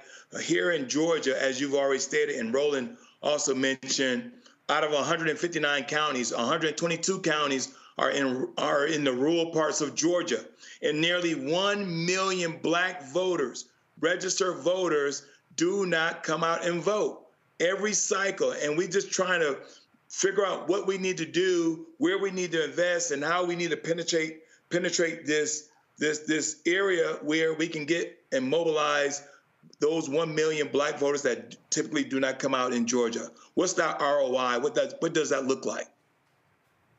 Yeah, that's a great question, and I wouldn't be able to put a number on it off the top of my head. But in a place like Georgia, right, getting to those rural voters is going to be really expensive. It's going to be really hard work. It's probably not going to have the greatest return on investment in the short run, in the immediate. But long term, right, it's going to bring people into the fold that otherwise wouldn't vote. Actually, hold on, Chris. The reason I disagree with you, again, I'm going to use 2020 and 2022 as a perfect example. There was the amount of attention and activation that was happening in Albany, Jonesboro, Statesboro, Savannah, Athens. There were concerts. You had surrogates going to those places. I'll be honest, and I've been asking a question, the Harris-Walz campaign, she's been doing rallies, he's been doing rallies, but where are the other people? Where are the other events? My deal is, how are you not flooding the zone? I remember just the number of black entertainers and other folks who were out there on the campaign trail who were doing things. Now maybe you're going to have this massive blitz, in October. I personally thought that should have been right after the convention, going hard in September, going hard in October, and not waiting because when early voting was starting. Because what I kept saying to people, the voting is the end. But before I got to get you voted, I got to get you registered. Before I got to get you registered, I gotta actually inform, enlighten, and explain to you. And I literally said that enlightenment piece, that explanation piece, they should have been doing that from January to July, because the data from Terrence Woodbury, from Cornell Belcher shows people were saying, I don't know what they've done, I don't know what they've accomplished, and so they need to be spending the time explaining policy, holding these town hall discussions. They should have been flooding the zone for me, and this is pre-Harris. This was really when the Biden folks were running the campaign. I was like, what are y'all doing? They should have been having black mayors, and they should have been having state reps and state senators and county commissioners having these conversations all over the country, especially in these battleground states. It wasn't happening. Now your runway is shorter. Now it's shorter. And the reason I call those PACs out, pull it back up. The reason I call it PACs out, because the campaign, let me be clear, the campaign has a massive infrastructure. They're opening offices. These PACs right here, they're sitting on money. They're spending that money on ads.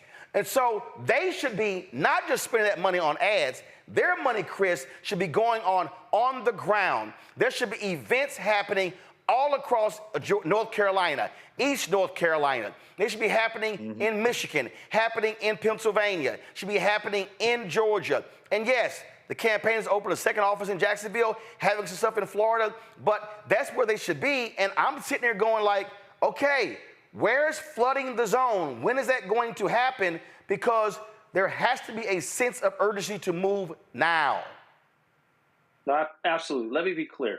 When I say the return of investment might not be what they want, it's simply because they're looking at how much money they would have to spend to move into these areas, to put offices in these rural areas. And for them, it doesn't calculate as to something worth it. One, because it's never been done before in some of these places. Right. It was just mentioned in parts of rural Georgia. So they have no idea what they could actually do. But I don't think you need offices. When they're making this calculation, I'll be honest. When they're making this calculation, they don't know what to expect. So they're not even considering it in most cases. And here's the deal. I don't think you need offices. But I think what you can do, you can stop by and visit. I think what you have to do is pull the map up and sit here and go, oh, and again, this is just how my brain sort of works. If I'm looking at the map, and I'm pulling up 2020 data, 2016 data, 2022 data, and I'm sitting there going, okay, how many eligible, first of all, which of these areas have sizable black populations? And what was the turnout in these areas? You have the data, you can see it by precinct. And so then my deal then is, okay, how do we now have events, and whether you roll in for a day, whether you do a bus tour, or whether you sit here and say, okay, fine, there's gonna be campaign surrogates having events, we're also gonna be funding, that's where the PACs come in, we're gonna be funding Black Voters Matter, funding Georgia Stand Up, funding some of these other people to be driving those different things, and then having their local events. To me, that's what you do. And here's the other thing that these white consultants don't even understand. In rural Georgia, and Derek knows this, and North Carolina, it's a whole bunch of black preachers. And they own these small little gospel stations. And so, they're the heartbeat of the communities, and it's cheaper to go in right now and buy out all their inventory than it is the major cities. That, to me, has to be that sense of urgency. But the only way that happens, Chris, if those folks are willing to go, damn, we got to spend more money on black people. And that's always the problem. They've decided, these white strategists have decided, this is all we have to spend on black people. And the reason they don't want to spend more, because that becomes the new baseline. And when they actually spend more, they get asked questions about what happened, about how turnout, about who changed the election, about the voting rates of different groups, and black folk will respond, as we've seen, right? When you put people in these communities, in campaigns, in the black community, black people respond. They get out to vote. They register to vote. We've seen registration rates amongst young black men and women skyrocket, right? Hundreds of % increase since 2020. And so that's exactly it, right? It's about, do they want to spend the money? And if they spend the money, what does that mean for campaigns going forward? It sets a new benchmark.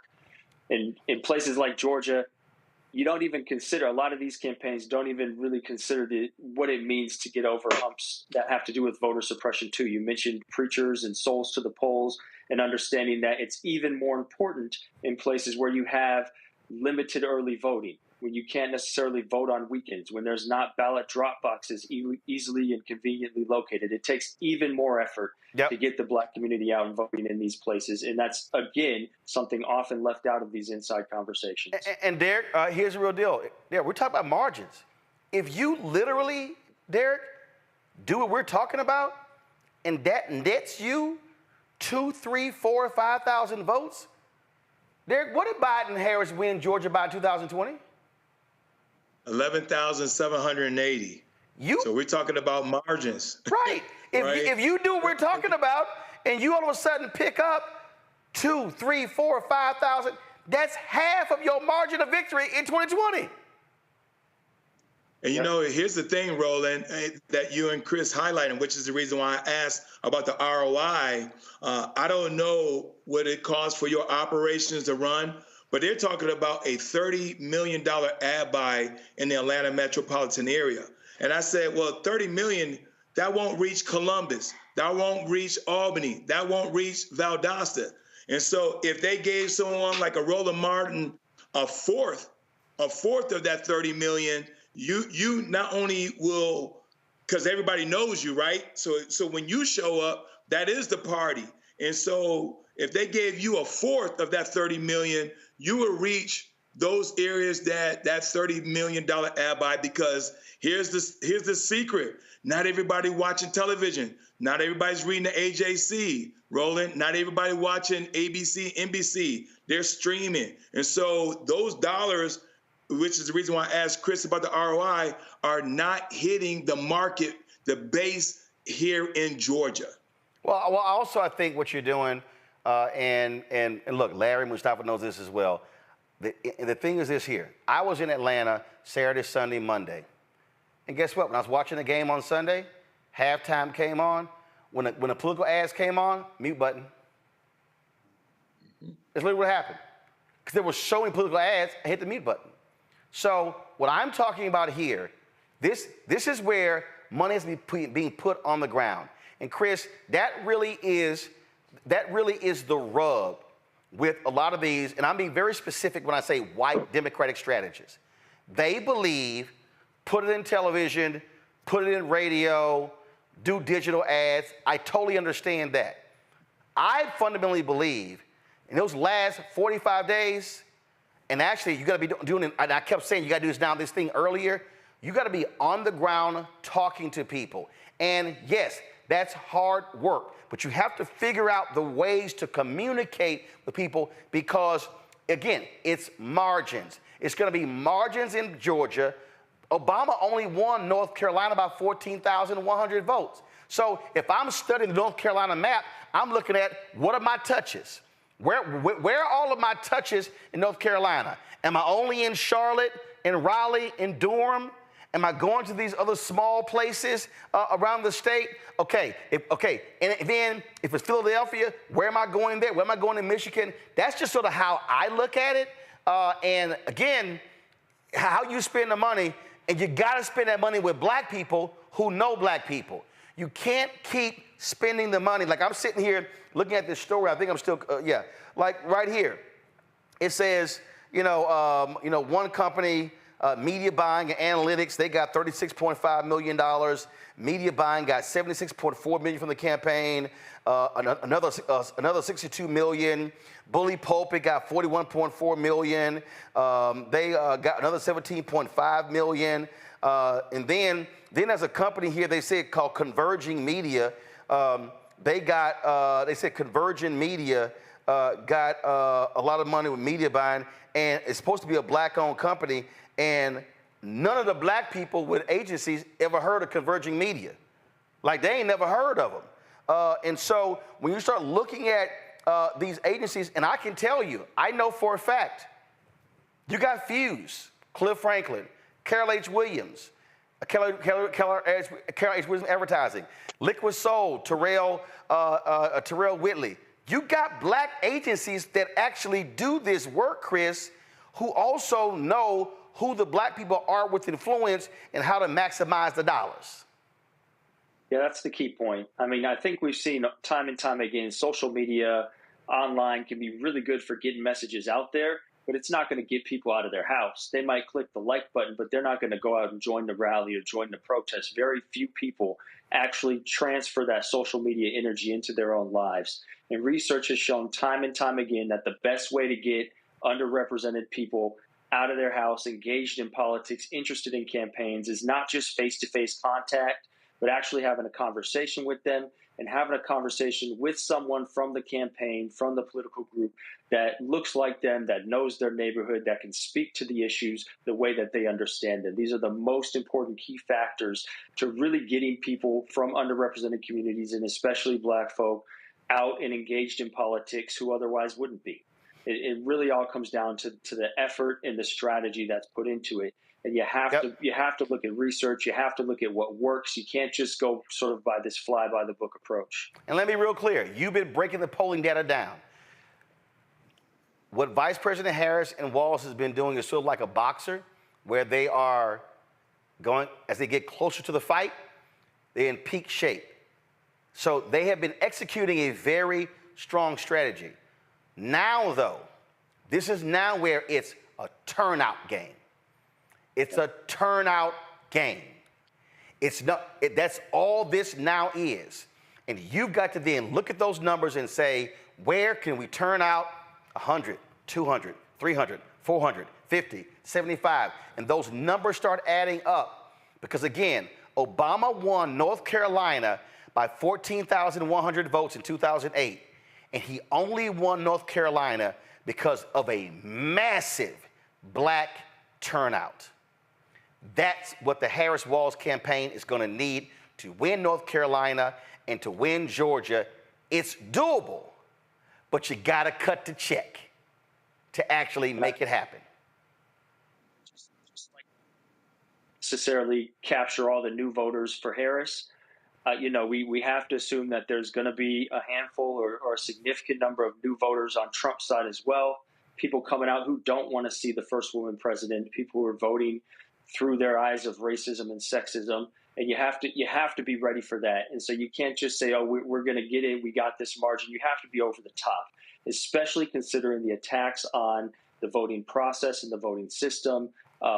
Rumors of problems certifying votes. You have to get every last voter out there in an election like this. You don't want it to be as close as as these super thin margins, because it's going to end up coming back and biting you in the butt when it's all said and done. And you don't want to lose on any of these technicalities when you can spend the money now and continue to actually drive up your numbers with black folk and other groups. I'm going to leave one last story. That is 60 days out in 2016. The Hillary Clinton campaign was told, hey, you need to spend more money on black media. The request was $5 million. They said no. They were sitting on $65 million. They said no. Check this out. I never forget, Chris, Mustafa, Derek, Larry, no lie. On the Friday, on a Thursday night before the election, I get an email late at night. They were trying to rush out almost $1 million to black media, and it was too late. Inventory had already been bought. It was too late. And here's the other mistake. Campaign ends, the PACs and the campaign left with millions of dollars in the bank. Is it the point when you run to spend all your money, you put it in the field before Election Day? That, to me, should not be the mistake that they make. So we'll see what happens. Chris, I appreciate it, my brother. Thanks so very much. Let me thank Derek, Larry, Mustafa for being here as well. We'll see what happens. Folks, that is it for us. We appreciate y'all watching today's show. Don't forget to support the work that we do. Join our Bring the Funk fan club. You can see your check and money order to P.O. Box 57196, Washington, D.C. 20037-0196. PayPal's R. Martin Unfiltered. Venmo's RM Unfiltered. Zelle. Roland at RolandSMartin.com. Roland at RolandMartinUnfiltered.com. Download the Black Star Network app. Apple phone, Android phone, Apple TV, Android TV, Roku, Amazon Fire TV, Xbox One, Samsung Smart TV. Don't forget to get a copy of my book, White Fear, How the Browning of America is Making White Folks Lose Their Minds. Available bookstores nationwide. Get the audio version on Audible. Folks, I'll see you tomorrow. Let me shout out North Carolina A&T. Yep, I'm rocking the North Carolina A&T vote shirt. And so shout out to them. Again, y'all going to be critical. And every student, North Carolina A&T, should be registered. And y'all should be casting your ballot in this critical election. Folks, I'll see y'all tomorrow right here on the Black Star Network. Holla! Black Star Network is here. Oh, no punch! I'm real revolutionary right now. Thank you for being the voice of Black America. All momentum we have now, we have to keep this going. The video looks phenomenal. See, there's a difference between Black Star Network and black-owned media and something like CNN. You can't be black-owned media and be scared. It's time to be smart. Bring your eyeballs home. You dig?